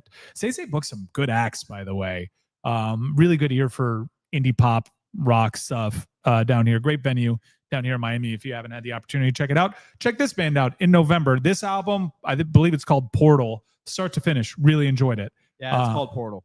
And we all love the Portal down here in Miami. Portal. It's a good new avatar for the Portal here. I like the song. It would remind me of the Strokes a little bit, which is funny because that album came out in 2001. Right? The first one. Which really was the only one. They made the same album 7 times, but it was 2001. They've taken chances, and now we're at not successfully. Now we're at 2024, 5. So 24 years later. By the way, we've kind of sucked for most of that period. So I remember covering the Strokes in high school. We played Someday, very easy song, very fun to play at what used to be the Chili Pepper Oxygen. So I was a lot lighter man then, less worldly in my ways. I wasn't scarred by 20 years of the Canes being terrible. But Is yeah, this it's been a while. Is this it? Is the best Strokes album? Oh, but hands a lot down. I mean, Room on second Fire one was was pretty okay. good. Room on Fire and First Impressions. No, First Impressions started going a little askew, in my opinion. What was the Barry Manilow song that they did on First Impressions? It was like a song that was like a Barry Manilow ripoff. What was that Barry Juice Manilow Box? song? Oh, on the other side? Yes, that was the Barry Manilow song. Yeah, it was exact. That was the exact song. The other side. That's Barry Manilow. So Yeah. I don't know. That's where they lost me a little bit. First one, great. Second one, okay. They're playing from the. You know what the Strokes should have done? Exactly what we just talked about is like just forget even trying to like reinvent there with that third album. Just stick to the script of like the first two. They do kind of. I mean, they do kind of. They do kind of. They do kind of. They don't even release new music anymore. Like once a year, they'll play like a string of 4 gigs for $1 million each. That's what it costs to book the Strokes. $1 million, nothing. You can't book them for less. Little inside baseball there. Yeah, I mean, they never really had a hit like that, but I guess they have their fan base, their pocket. Yeah, no, the Strokes are like huge cultural impact, and clearly this band was influenced by them. I didn't expect a Strokes debate here. Is it just 2? It's which is why there's like the whole MGMT thing that it reminds me of. But they're like drums and stuff. So they just like record it each part. Like they don't like are they like Follow Nine Inch them on Nails? Instagram. Like it was cool to see them in the studio to see like their process, like MGMT in that way. Do you know MGMT? Yeah, the Electric Eel. Yeah, great song. Yeah, is Electric Eel or Electric Feel? It's Electric Feel. So it's not Electric Eel. No, but the But album art I had was some fantastic. We don't have a sushi sponsor, right? I had some fantastic electric eel the other day. Where was it? I'm kidding. I don't think you can have electric eel, can you? I'm sure in Japan. I had a Barracuda in Japan. They eat all kinds of crazy crap. Eel I've had. Matsuri has phenomenal eel, but electric eel. We got the electric juice. I'll tell you, might have some electric Electric eels. So where we going? We got a sushi place booked. We're going to Tallahassee with the wives Mhm. and like just a assorted crew. As I understand, we have a sushi place booked. We're gonna get the rainbow roll, the volcano roll, the California roll. I'm assuming this is gonna be, speaking of stick to the strip, you know, that DCGD kind of playbook. I'm guessing the sushi place we go to, it's not going to be exactly avant-garde. What's it called? You know what? Tex Lasso. I'll say this though, man. I'm still reading. Do we want to reveal that? I wish. Oh, you think we're getting mobbed like the Beatles out there? What do you think this is? I don't like to talk to people. Chuck's Fish. Chuck's Fish. There we go. It's a cool name. Chuck's Fish. Maybe it's good. You know what? I woke up this morning really upset. I have to go to Tallahassee this weekend. Yeah, it sucks. It's just a bad town. I know there's some Tallahassee folks watching, and you may have your places, but look, I agree. It's not. It's a bad town. I mean, so much brick, dirty leaving there. so much. Yeah, it's just like so much 1960s construction everywhere. Diseased. I don't like the hills. You know, like they're not scenic hills that you can just observe and appreciate nature. They're hills you just have to like drive over and get dizzy. Just get some new construction in there. Like Gainesville's got new construction. You know, that also sucks. Gainesville also sucks. Oh, but Gainesville's like a metropolis compared to Tallahassee. Gainesville is so much better of a town to visit than Tallahassee. Yeah, it's the same thing. They got Chipotle. They got some trees. What do you think? You see that red chimichurri that Chipotle's got now? No. Is it good? I haven't tried it yet. It's Why like is it a red? digital exclusive. Is that like red So dye? A little bit. No. We fixed that. Maha. It's more citrusy based. Is it so? Like they're switching up the playbook. Chipotle. Mm-hmm. They're not sticking with the script. They're putting in the citrus flavored chimichurri. Yeah. Red Kyle's chiming in here, Mike. Yeah. I feel bad. Like that place is bad. That place is bad. I try to jump. Look, I get some inside information. I know when we're about to play them before anybody else. So I look for like literally. I look for quite literally the nicest places in town to stay. There are no nice places in town. There are no nice Airbnbs. That's not a thing that's over there. They have one hotel that's worth a damn, and they don't allow you to book it until like 90 days out. It's just hell. Jose Lasso's put the plans out. Chuck's Fish. We're going to try the red chimney on the drive up. Why do you always have to stay in the nicest place in these college towns? Wait, hold on a second. Is that a smart move to try the chimney on the way up? I'm not trying any Chipotle on the way up, pal. I'm not trying anything. And I'm a little nervous for letting Jose pick the place. By the way, historically, we haven't done yet. fantastic pre-show meal from our Oh, yeah, boy at Pops. Oh yeah, we got a lot of Sub. sponsors I got to get to. Holy moly, I've been slipping. I told him I was trying to go a little light on the carbs, so I had a what was it, a chicken honey mustard salad with bacon, with grilled peppers, onions, mushrooms, everything, all the good stuff. No, So. Pop Subs is the absolute best. Really. Echo getting louder over here. What's going on? You keep doing your thing. All right, let's produce in the middle of this show here. We're in hour 15. We're figuring this out. Pop Subs, outstanding.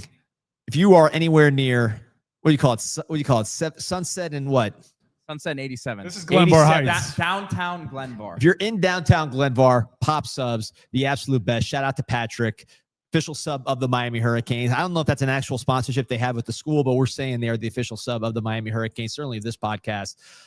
Mike, while you're fixing that echo in hour 15 of this ridiculous show, Wrestlers? How your volume button doesn't work here. It's weird. I tried it, man. I was smashing that. Smashing it. It's not going down. Can I tell you the truth, Mike? Can we be honest here? I want to be honest. What happened with your laptop that you couldn't bring the? I'm going to be honest. Yeah, good, Pete. You're glad you asked. I know you too well. You Pete, you know me like the back of my hand. So the reason I left the laptop, and I was driving over, I'm like, should I lie about why I'm late? And I'm like, I'm not in a place in my life where I'm going to lie to people about why I'm late and say like I had kids soccer or kids baseball or something of that nature. At Wednesday, on a Wednesday afternoon. I'll tell you the truth. I'll tell you the God's honest truth.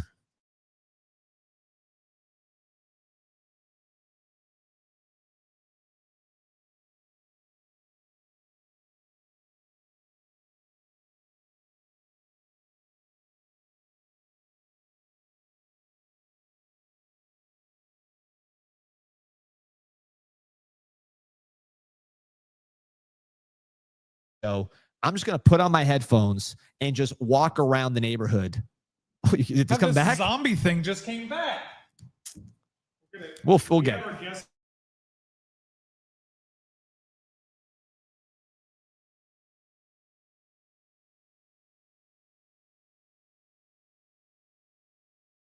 Sorry. You were muting the audio of the show. That's why. Are we back? No, we're back now because Mike was. Wait, but what's the echo? From? The echo doesn't go away on this thing. It's a possessed iPad. Again, I take the blame. I was walking. You're blaming the Orthodox. This is like tensions are high, and you're out here blaming the Jews. It's not a good time hold to be on. doing These are my any of people. This is not their fault. These are my people. These are my boys. I'm wishing everybody, by the way, easy fast. Wishing everybody an easy fast. I wish many people an easy fast on this walk. Seeing, again, my neighbors, people I love walking down the street in the middle of the day. I'm like, I got to take this tradition. So I get some noise canceling headphones on. I put on, can't you see, 6 minutes, DCGD on loop. I'm just walking down the neighborhood. I walk through the park. There's a park at the end of the street. Just kind of like, man, this walking during the day thing is phenomenal. They do it in full suits. They got tremendous stamina. I'm doing it just in a t-shirt. And it was such a nice day and it was such a nice vibe. I honestly lost track of time. And then I came back to the house and realized I was going to be late for the show, driving all the way down here to the Bird Road Art District. So I wish my neighbor, Ron, an easy fast, and his lovely wife, Malka. And then I get in the car, drive over, and I realized I left my laptop. But I was in such a hurry because I took time to just experience the beauty of Miami Beach, listening to some great music, that I was late. And on the way over, I was like, should I lie? Should I say that my son got sick? I had to pick him up at school or something. And I said, lies are over. No more lies. We don't have to lie. We have a great team with a great offensive line and a great running game and a solid defense. So that's the truth. That's why I didn't have my laptop. That is why you got an echo on this iPad that was just here. That's why we're scrambling and we don't have sound for half the segments. That's the story. I don't like this bit. He's got a volume button that just will not. It's got a motor that will not stop. He's got like a Max Crosby volume button. Oh, we have our guest here. All right, we'll figure this one out. All right, let's. I don't even know why I'm picking up my headphones. We're gonna lose this game. This might be a 27-21 type of situation here, and as disastrous on the tech Our end. guest looks dark. Whoa. Come on, man. I mean, he's famously Cuban. Screen is This is perfect. You know what? This is all bad. This is all bad. I'm gonna shoot you straight here, pal. We're losing this game if we don't turn it around. Do you see the screen? Can you hear anything? No, I don't. I can't. Obviously, I'm looking at the same screen you are, Yeah, pal. but remember, I couldn't hear anything last interview, so I didn't know. Yeah, that's true. Yeah, I'm not trying to be a smart aleck over here. But yeah, our guest is his screen is black, so I don't know if there's anything I can do on that end right now. Wait, hold on, wait. Oh. Let me see. We are toast. He's looking good, man. We are. I mean, Jorge, that Dan Poppy, you're working it out there on the West Coast. Yeah, what's up, guys? Can you hear me? Can you see me? Like, what's going on? I can hear you. I can't see you, but we can hear you. I can see myself right now, so we can imagine where you're at. I'm in a very LA situation, so I'm in Hollywood, right off of Sunset Boulevard, literally pulled over at like on the side of the road because I just left a meeting. Oh wow, Sunset Boulevard. Look at that. Got a Sunset Boulevard tattoo. Yeah, we can't see your beautiful face there, George. I don't think you actually even said who was on with us, because well, it's Jorge weird. George Sedano, who's called FSU multiple times this season. You know him from his work down here in the market. Legendary Miami sports personality. And he is now, did you make that echo louder? Why'd you do that? And now he's doing great things for ESPN and ESPN LA and the ACC network. George, thank you so much for taking the time out to join us, even if it's just your voice. Boys, I'm happy to be here. I can see myself just fine on the screen, and I see you guys to my left. I think I look okay. I mean, I'm dressed in like a button down because I was in like a more professional meeting. If I would have worn something more my style, a little more casual, if I had the opportunity. But nonetheless, I feel like I look all right. You know what? Hearing your voice describing how you're dressed with a black screen is giving me kind of bad thoughts. I'm thinking back to like when we were kids and we used to have to call those hotlines, you know, those late night hotlines, and people would describe how they looked on the phone. I never had to call those. Yeah, well, yeah, D-Money and I are at a different age range and group than you are, Mike. So I do remember what he's talking about. It was more of like my junior high days. But I thought you were gonna go with AOL chat rooms or something like that. ASL, you know what I mean? They killed dial-up today. Finally, AOL stopped their dial-up service today. George, thank you again for making yourself available. You're always so kind to us over here at CanesInSight. You've seen this FSU team up close and personal. They've played crap competition, but they also have one of the better wins on their resume in the nation, especially when you consider how Alabama looked at Georgia. Alabama unprepared. I think we all can understand that week one, but still a really good performance for FSU. What is this team? Very confusing season so far, I think. Yeah, look, I think they're good. How good are they is the question. There are levels to this, as you guys know. And are they just good? Are they a great team? I don't know. I mean, I think that there's a lot of questions about how good they can actually be after what we saw in Charlottesville the other night. So certainly the Alabama win, to your point, is an incredible notch in their belt. The next two opponents, which are the games I did, were basically sacrificial lamb games. Now, look, they did what you're supposed to do in those games, which is completely dominate and obliterate those opponents. And I do think that they've got the shell of what is a good to very good team. Deuce Robinson is a real problem at 6'6", 200 and something pounds. He's, I think, better than Johnny Wilson potentially. And, we'll see if he has the similar production. But I think from a skill set perspective, he's better than him. I actually think it's funny because Mike Norvell said this to me too. He has the route running of a Keon Coleman with the size and understanding how to use his body positioning of a Johnny Wilson. So he's very good. Mekhi Danzy, converted running back to wide receiver. I mean, that guy, you want to talk about fast and big and strong. I mean, he's the 400 record holder in the ACC in track and field. So we've seen him a number of times, including that Alabama game with big reverses. They use him there. In the game against Kent State, they used him a ton in the passing game. So they've got weapons.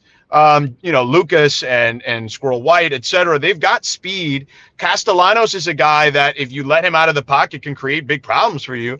And then defensively, I think that they've got a secondary that's very athletic. They take some chances and they're aggressive, and that's Tony White's style. It's an attacking style with the 3-3-5, although they do run a 4-man front at times in the games I did. I think they're better positioned than they've been, certainly in a minute. Certainly better than last year by a large margin. But, between Tony White and Gus Malzahn as the coordinators, I do feel like they're also a more competent bunch as well from a coaching staff perspective. George, you were around the building, obviously calling these games. The vibe heading into last year's Miami-FSU game, totally different. Felt like from the outside, just because, they knew they didn't have a chance. It seemed like they were almost trying not to lose by too much, the way they played defense and the way they protected their quarterback. It seems now, even with the tough loss to Virginia, and I know you called the games before that, the energy is different, and there's much more of a sense of purpose and hope behind this experienced quarterback in Castellanos. So how do you feel just the energy around that building and that coaching staff and those players when you talk to them? They're reinvigorated. There's no question about it. And you could sense it very early on. I mean, granted, we got there the week after they beat Alabama, so there is a noticeable difference in the way that they were kind of moving around. But I'll give Mike Norvell credit in this regard. He changed his approach in a number of ways. And, clearly he let go of 2 coordinators that helped him win 12 games previous to that, and brought in 2 new guys, a guy in Tony White who heading into this season had 4 consecutive top 25 defenses at Nebraska and Syracuse.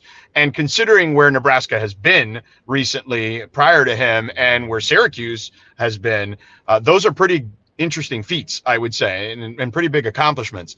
And then look, we know Gus is good. Like, we know what Gus is capable of. And I think because of the familiarity Mike Norvell has with Gus, there's a level of comfort that he can just turn the reins over to Gus. For those that don't know the history, they were on the Tulsa staff together. Gus was the offensive coordinator and assistant head coach at that particular time, and Norvell was a GA. So that's how far back their relationship goes. But I do think there is a sense of the trains are running on time. There's a purpose to everything they do. He even told us and I mentioned this on the broadcast, that they tailored their practice schedule before the Alabama game and during training camp, and made sure that they had the right amount of rest and the proper amount of specific work on how they were going to treat the offseason heading into that big game against Alabama.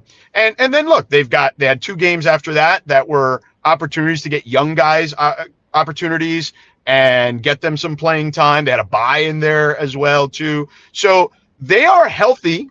And I think that, again, I was surprised at the way it went down in Virginia. Like, I thought it would be a close game, but I thought they were going to pull it out.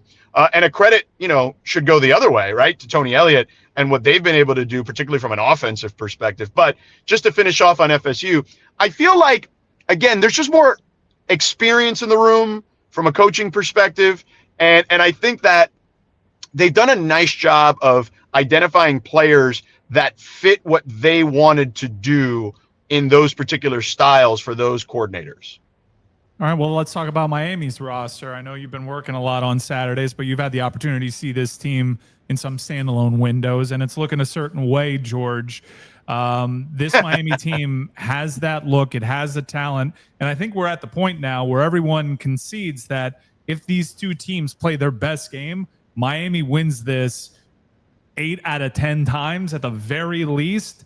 Miami's certainly more talented, but do they have the right mentality to be able to go into Doak Campbell in an electric atmosphere on a Saturday night and just simply take care of business? Short answer is yes. I do believe they're capable of that. I do believe they're the more talented group. I mean, you can make the case that, and I'm not the first person to say this by any stretch of the imagination, but they have the best lines of scrimmage in the country. You can make the case for that. And that's where you win football games. I know that everyone, talks about the quarterback and the flashy positions at the skill positions, et cetera, but you win games in the trenches. And that's what this coach has been certainly preaching and building on little by little, brick by brick, over the first 3 seasons of his tenure there at the University of Miami. And look, I go back a long time with Mario Cristobal. I'm not hiding that by any stretch of the imagination. I am a big supporter of Mario Cristobal's vision. When he was at Oregon, I did a number of his games when I worked on ESPN Radio and did their Pac-12 package. And so I was there to see what he did. And they went to 3 Pac-12 championships. They won 2 of them. And he did that taking over a team that was 4-8 before he got there. So this is a guy who knows how to build a program, knows how to build a roster. And in that time as well, at Oregon, he went over there to Ohio State, let's not forget, and ended their home game winning streak. So he's been into hostile territories and gone on to win games. So if you're asking me if I think the team will be focused, yeah, they're a Mario Crystal Ball team. Like, they're going to be focused. That's not going to be the issue. I think that turnover luck is a big part of stuff, and I'm a big believer in this. And it's funny, I learned this from Chip Kelly in my time briefly around him here at UCLA. And he had this saying that, and you know, I'm sure the math bared this out because he wouldn't say it otherwise. But if you win the explosives battle, right, and you win the turnover battle, those 2 things combined, you will win 95% of your games. Miami has the ability to win both of those, although the turnover battle sometimes is just luck. And I'll say this for Florida State, they are explosive too on offense. We saw that against Virginia. We've seen that against Alabama, and then against Kent State and East Texas A&M too. So I think they can be in the game with Miami. I think Miami has the superior talent, and I think over time that wears them down because they're better up front. But do I think they win? Sure. But you guys know this. These are rivalry games for a reason. The Florida game, yes, Miami was able to pull away, but that was a close game. That was a 1-score game in the 4th quarter. And I feel like this game will be similar to that because these kids have just been around each other, played against each other on multiple levels over the years, and you always have to factor that stuff into the equation. George, so you called these games. I was reliably informed by Mike during the show that it's not Castellanos, it's Castellanos. How many times did you have to practice that before you called the game to make sure you didn't slip up on the broadcast? Well, I did not have to because I also called his games when he was at Boston College. And I remember specifically asking him the first time we did their game there a couple years ago. And I asked him, you know, is it Castellanos or is it Castellanos? And he was the one that corrected me. And as a matter of fact, he told me at the time, you guys don't have to call me Thomas either. You can just call me Tommy. And everyone calls him Thomas. But since then, he prefers I call him Tommy. So I've been calling him Tommy. But yes, it is Castellanos. But I only knew that because I did some of his early starts at Boston College. Did you try to correct him? Because D-Money hasn't stopped trying to correct him on this show. I mean, okay, so I did bring up, I'm like, bro, you know, Castellanos, you know, Hispanic, like there's not a lot of Hispanic quarterbacks that could be good branding for you. Like I did try to lean him in that direction, but he just kind of laughed and shrugged me off. So, you know, I left it at that.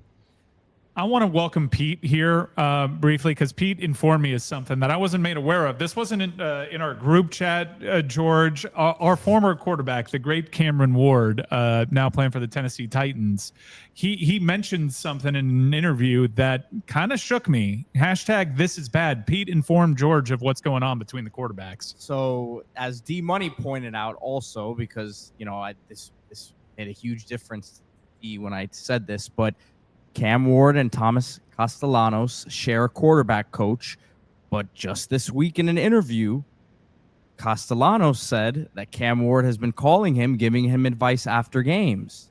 I said, I don't love it. I don't like it. Mike said he doesn't love it either. Don't like it.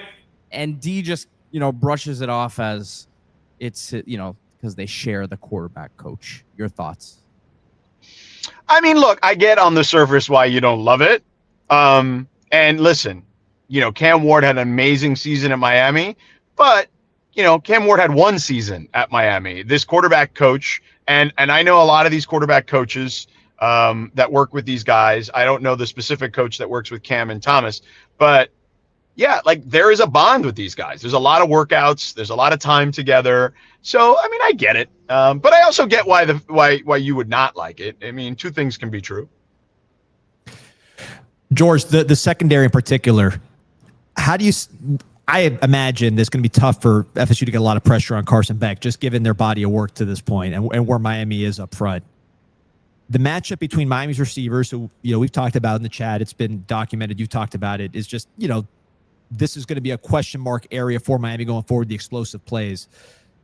With Florida State and their defensive backs, how do you see that matchup playing out? Well, like I said, they're pretty good back there. They may gamble a little bit, but they're good back there. And Jerry Wilson is a good DB. They've really unlocked Earl Little in a way that I think other teams clearly wanted to or were unable to. Tony White, to his credit, challenged him. And again, these are things I've mentioned on the broadcast previously. He would kind of mention to him, hey man, 5-star bust, what's going on there? And jokingly with him, just to kind of rattle him and not rattle him, rile him up rather, not rattle him. And he would say, look, we invested in him in a way. And in this defense, we have allowed him to take ownership in a way that maybe other places weren't willing to, or maybe he was not ready to. I don't know what transpired at other places, but we know the skill set that he has is incredible. So I think, he's a guy, Tony called him the spine of the defense for them. And, he plays that rover position. So he's back there as a safety. He's kind of creeps up on the line of scrimmage. He's a guy that Miami, I'm sure, will have circled in a big way. And again, is the leader of that secondary group. So between him, between Wilson, between a couple of those guys that could be available for, I think Barker's coming back, I think, for this game. So they have some guys back there, that's for sure. And with a younger group with Miami's wide receivers, it's going to be a test. I think that'll be the case for sure. I have a question for George here as it pertains to the explosiveness that you said Miami is capable of. We haven't really seen that this season. USF, we saw it flash there. This is a defense that might allow that to happen. D-Money is of the school of thought that we just play our game, run the ball, don't ask much of the quarterback. We get out of this stadium alive and keep moving on with our season. I don't think Carson Beck is this game manager that D-Money is purporting to put him in this kind of box for. I think the opportunities to take shots downfield are there, and I think the risk is worth the reward, quite honestly. Carson Beck showed against USF that he likes our weapons and wants to take those chances. He probably fell in love with the notion of that a little too much against Florida and passed up some checkdowns. But we have a quarterback here that can make some plays, and I know you saw them against lesser competition, but you can burn this defense. We just saw Chandler Morris do it. Yeah, I agree. There's going to be opportunity for that because, again, you play against their aggressiveness, right? You use that to your advantage. And I think because of that, I think that there are opportunities there for sure. But, look, I think that Carson Beck is still he's got CJ, right, who's an experienced receiver. But, really, when you look at Miami's receiving group, I still think it is a bit of a question mark. I think that you have to kind of see that evolve over time. But there are a few quarterbacks that I would rather have back there in a situation like this than Beck. I mean, you talk about the amount of big game experience that he has. What is he, 11-3 against top 25 opponents or something like that in his time there? Yeah, I've heard that stat is out there. But I think he's seen it all. So I trust him implicitly in these situations. I think last year at Georgia, and I think people are starting to come around on this and starting to realize the offensive line was not very good. He had all the issues with the skill position players, second most drops in the country, and that hurt them in a big way and hurt him, I think, in a big way, both from a draft stock perspective and certainly from a production perspective. But to the benefit of Miami, that actually helped them to land him. So I'm confident that they'll be able to figure this out. I also don't think you need to be playing your best game per se, in early October. I think that they can win this game with A- or B+ performance, to D-Money's point. But I do think, Mike, you do need to take some shots. Like, you can't just run the ball and play it close to the vest the entire game. Let me just, of course, Mr. Ryan is mischaracterizing the testimony here. I'm not saying he's not going to throw. I'm just saying he doesn't need to be Superman here. There are going to be open receivers. Right. He's such a smart quarterback. He's going to have protection. You can make big plays after the catch just by making simple plays. But I want to ask you, George, because as one of the few people in the chat and that I've seen that correctly diagnosed Mendoza as a potential star player early. In fact, I believe you were the first one that I heard project that kind of upside. Yeah. The term game manager, people are using it like it's a slur. If you're not a good game manager, you are not a good quarterback because you can't get your team to the winner circle at the end of the day. So is that term overused as a negative? Oh, it certainly has a negative connotation. I don't think there's any question. It's funny, like if you go back to the origins of Tom Brady, he was a game manager. You know what I'm saying? Like, think about those. Go back and watch yourself some early 2000s Tom Brady. He is absolutely checking it down. He's not taking a ton of shots down the field. He is playing it safe in every way, shape, or form. And then he gained more confidence, and he became Tom Brady. Now, I'm not saying Fernando Mendoza is going to be that, but yeah, I saw Mendoza. I had him a ton last year. I did a number of their games. You could see a number of things. You could see the skill set. I also do know the quarterback coach he works with, and he's one of the best. Particularly with college kids, right? Like his first guy was, oh my God, his name escapes me right now. Alabama, Carolina Panthers quarterback right now. Bryce Young. Bryce Young, yes, local LA kid. He was with him since the 7th or 8th grade, for God's sake, and really started to work with a bunch of kids thereafter. And now he flies all over the country to work with kids, including Mendoza. And his name is Danny Hernandez. And so I saw the work ethic too. I think that it's funny. Like I remember doing a Cal game. I'm trying to remember what game it was. It wasn't the big game because I did that one, the Stanford one too, but it was before that. And maybe they were playing NC State or someone like that. And I remember him coming out before walkthrough by himself and just sitting there kind of going through like his progressions, like visualizing everything. And I remember videotaping it and sending it to his quarterback's coach and being like, did you tell him to do this stuff? And he's like, yeah, he's a super like detailed guy. He wants to go through it in his own head first, and then he applies it with his guys. Like, yeah. So I mean, I think he had the makings of a guy from a mental standpoint that could make it work and do the things you need to do at a high level to be a really good quarterback. And he's got like size. I don't think there's any doubt about that. And he can scoot in a way that I didn't think he could scoot, with his legs. So yeah, I think he could be a good quarterback. Now, I don't know if I'm putting him in the first round category like Mel Kiper is right now, but do I think he could potentially have an NFL future? Yeah. Do I think he's a really good college quarterback? No question about it. Let's get a score prediction from you here, George. So I think there'll be some points scored potentially. I'm going to say Miami 30, Florida State 20. Cover. Yeah, that sounds nice. Great teams.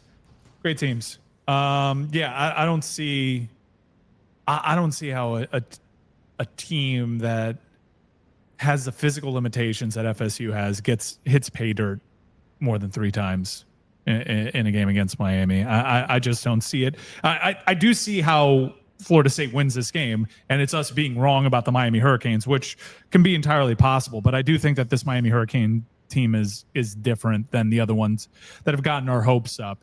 There was a top 10 matchup in 2013 where Miami was number 7 in the nation and the point spread was 21.5 and we got smoked that game. They covered. Yeah.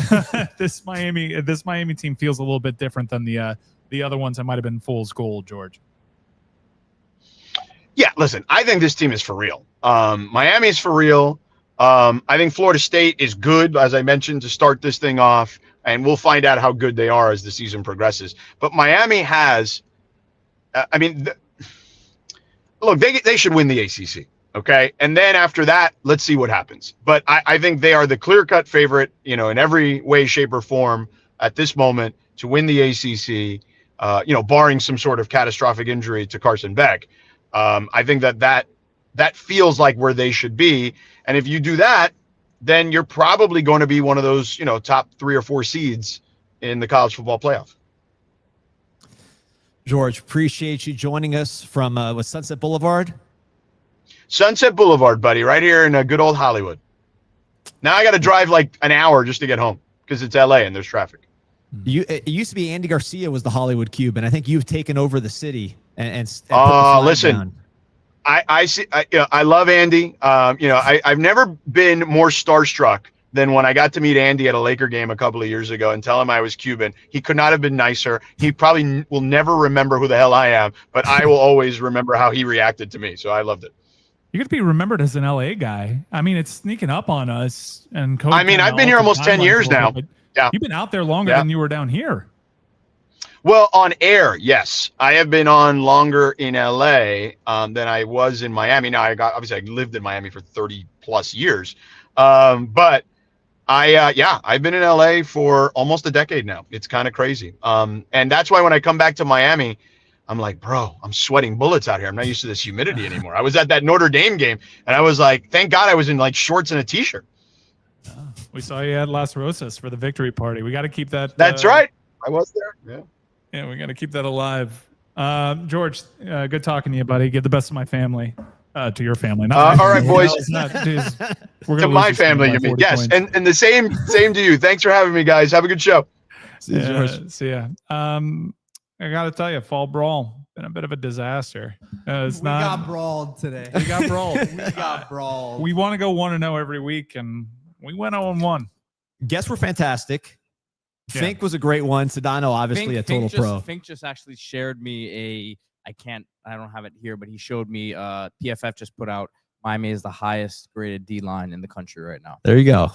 Thank you, Fink. Yeah. Still helping the show from away in Kentucky. It's the only time I've ever left here being like, bad show.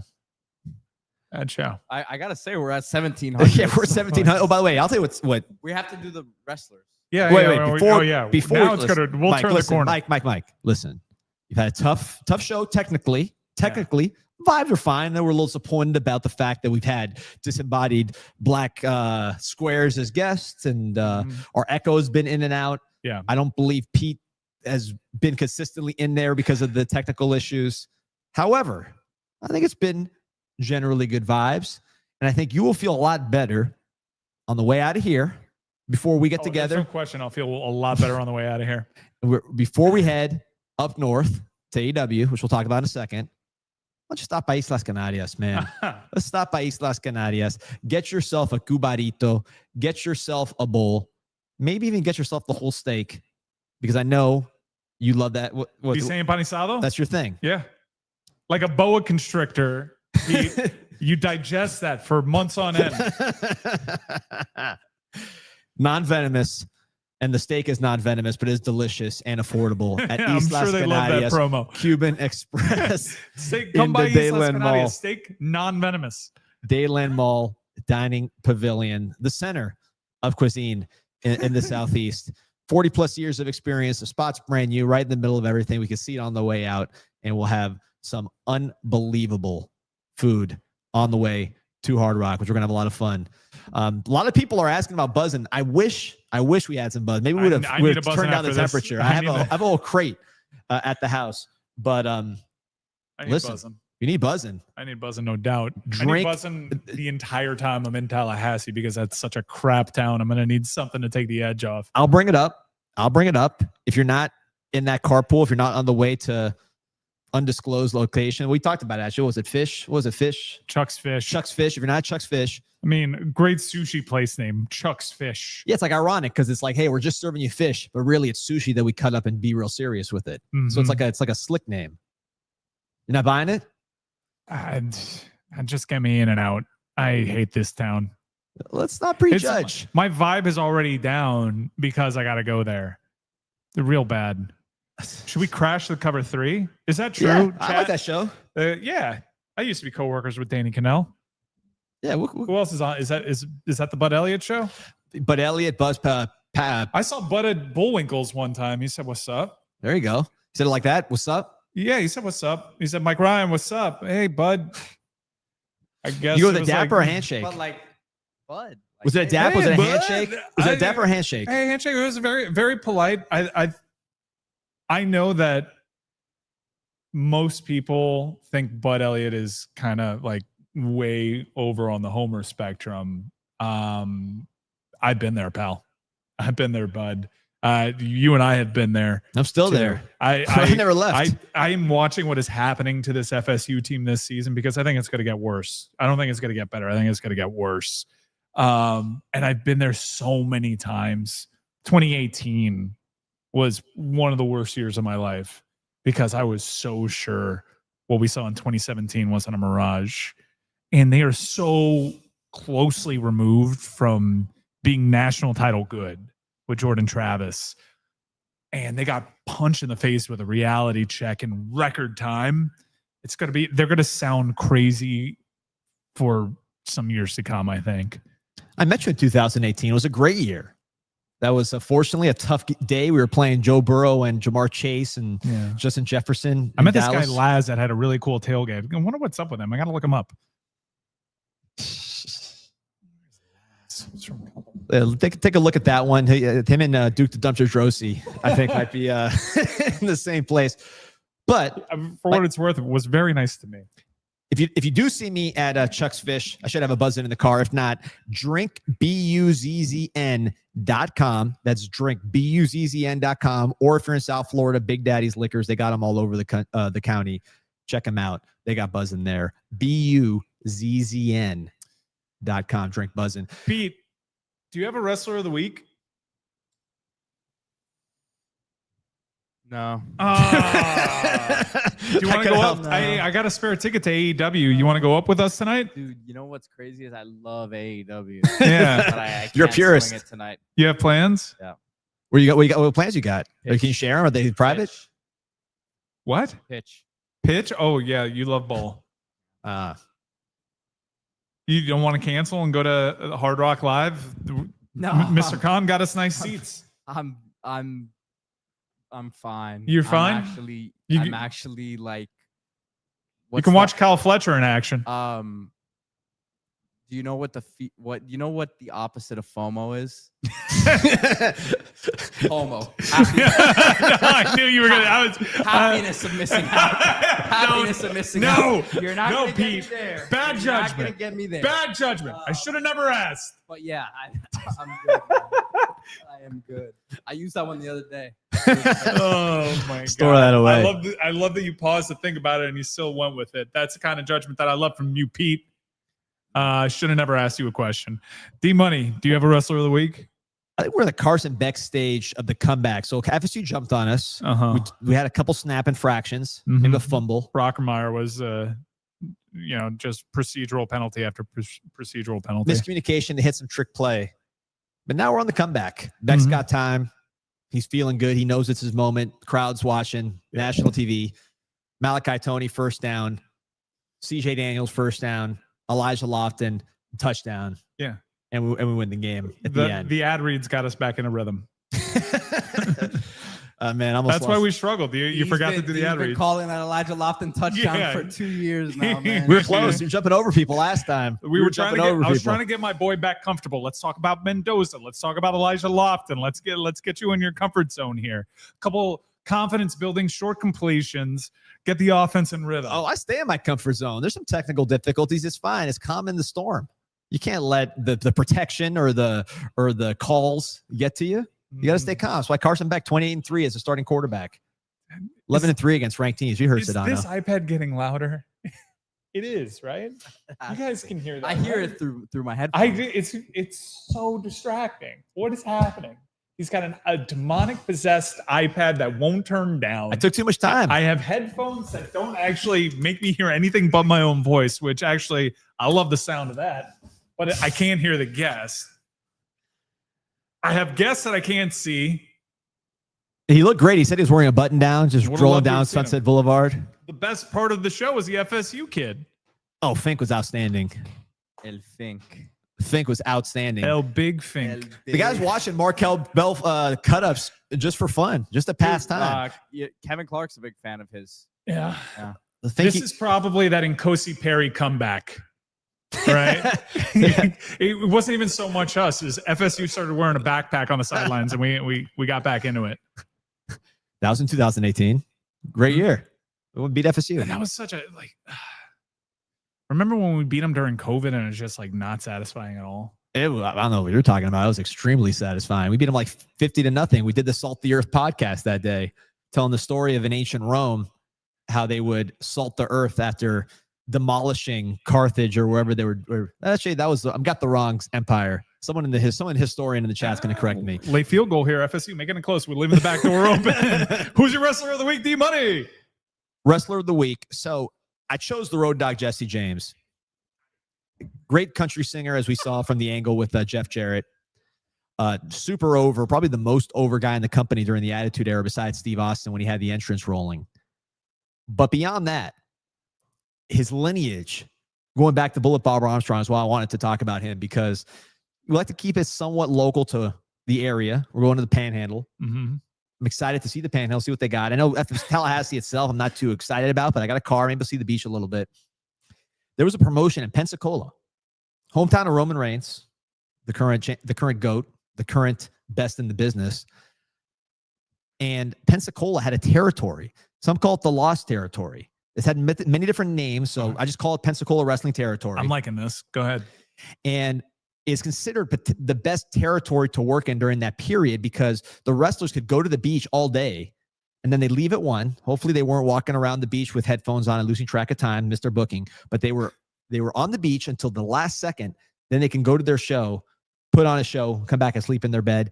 Easy road trips. It was all in that area. So everybody wanted to be in the Pensacola territory with Bullet Bob Armstrong, with that whole crew.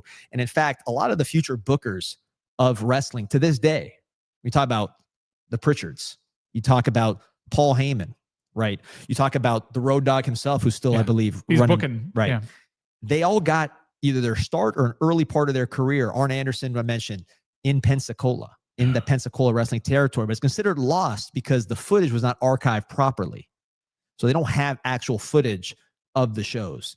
And they didn't go like in wrestling magazines and stuff because they wanted to keep kayfabe. I'm captivated right now. You see this? I see it. So in all those wrestling magazines where people from other territories could learn about what's going on in Georgia, what's going on in Minnesota, what's going on in Oregon, Pensacola didn't want to break kayfabe by being in all these magazines. So they just said, don't come to the show.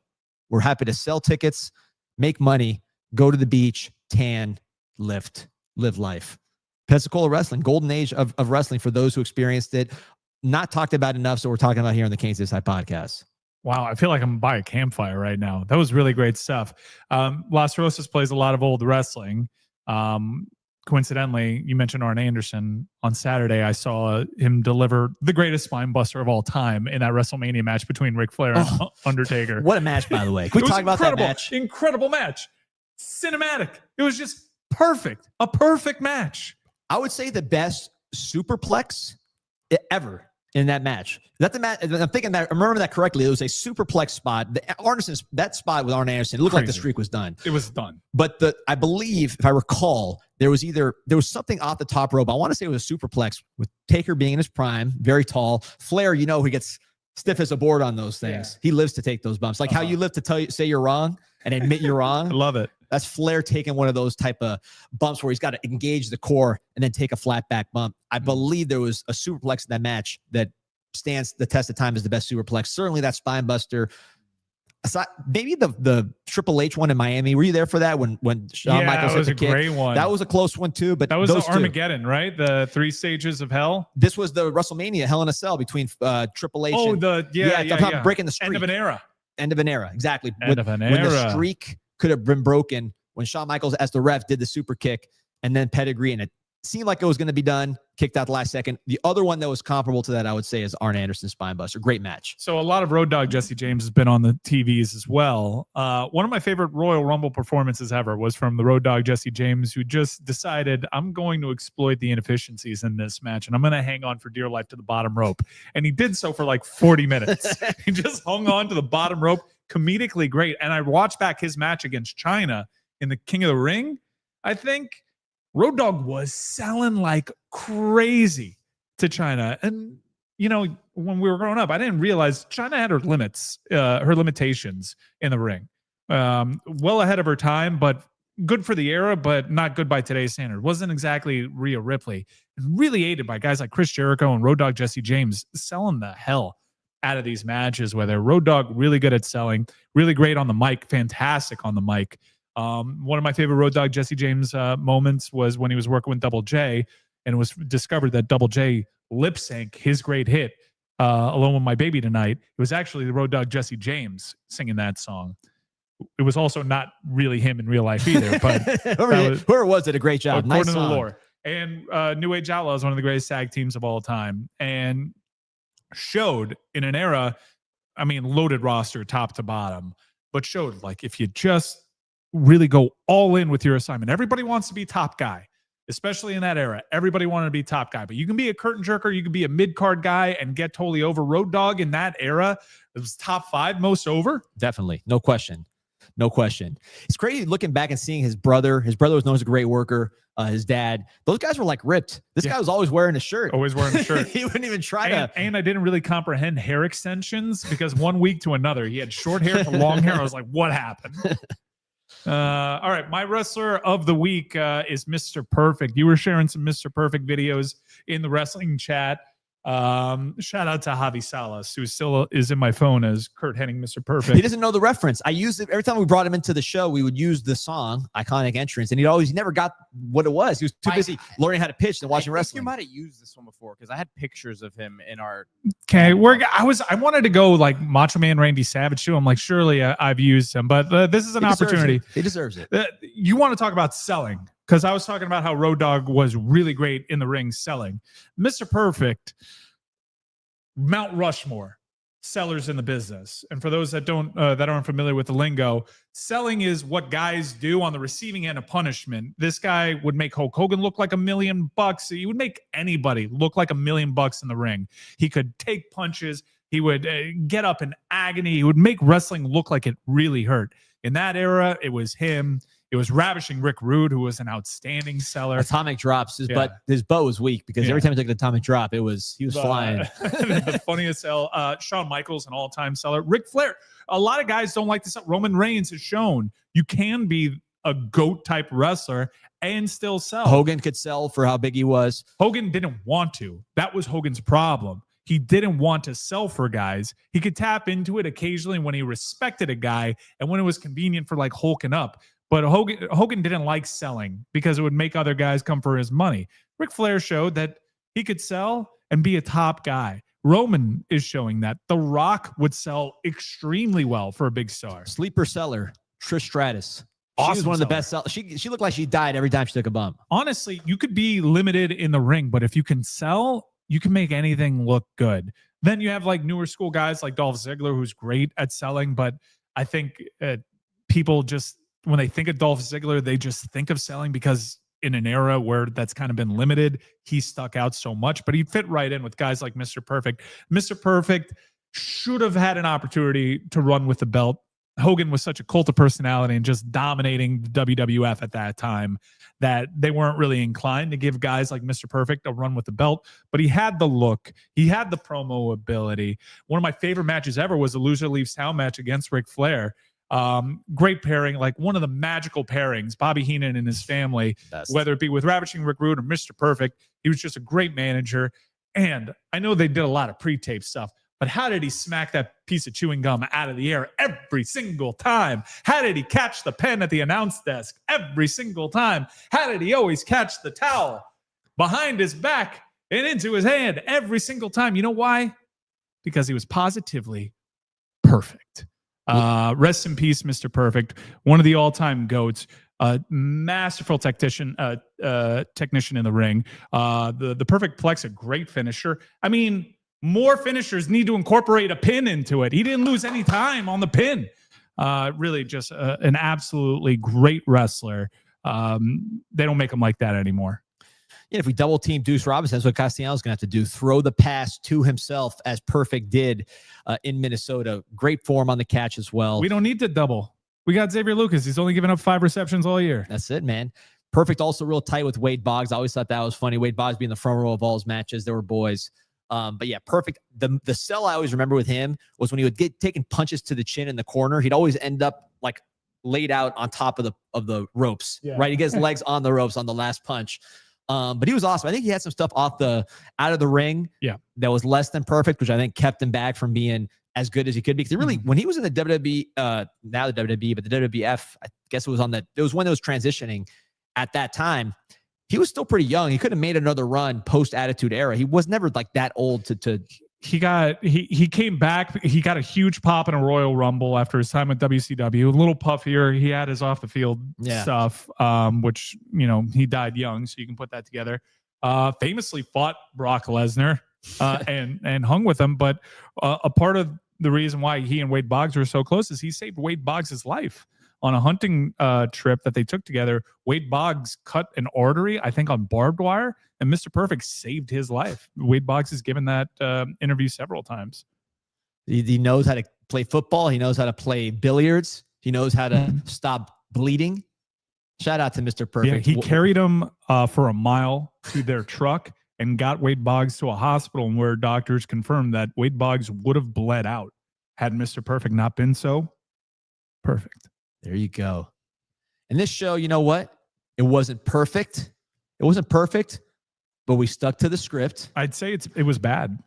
It started off rough, and it was a 3 turnover game. Mm-hmm. It was a 3 turnover game, but it stuck to the script, kept pushing through. There was a script? Kept handing off the rock. The overwhelming talent just shows, baby. you got overwhelming talent. You know what? You can win a lot of ball games, baby. Go Canes. Go Canes. Go Canes. We'll see you at AEW. If you see us, say hello.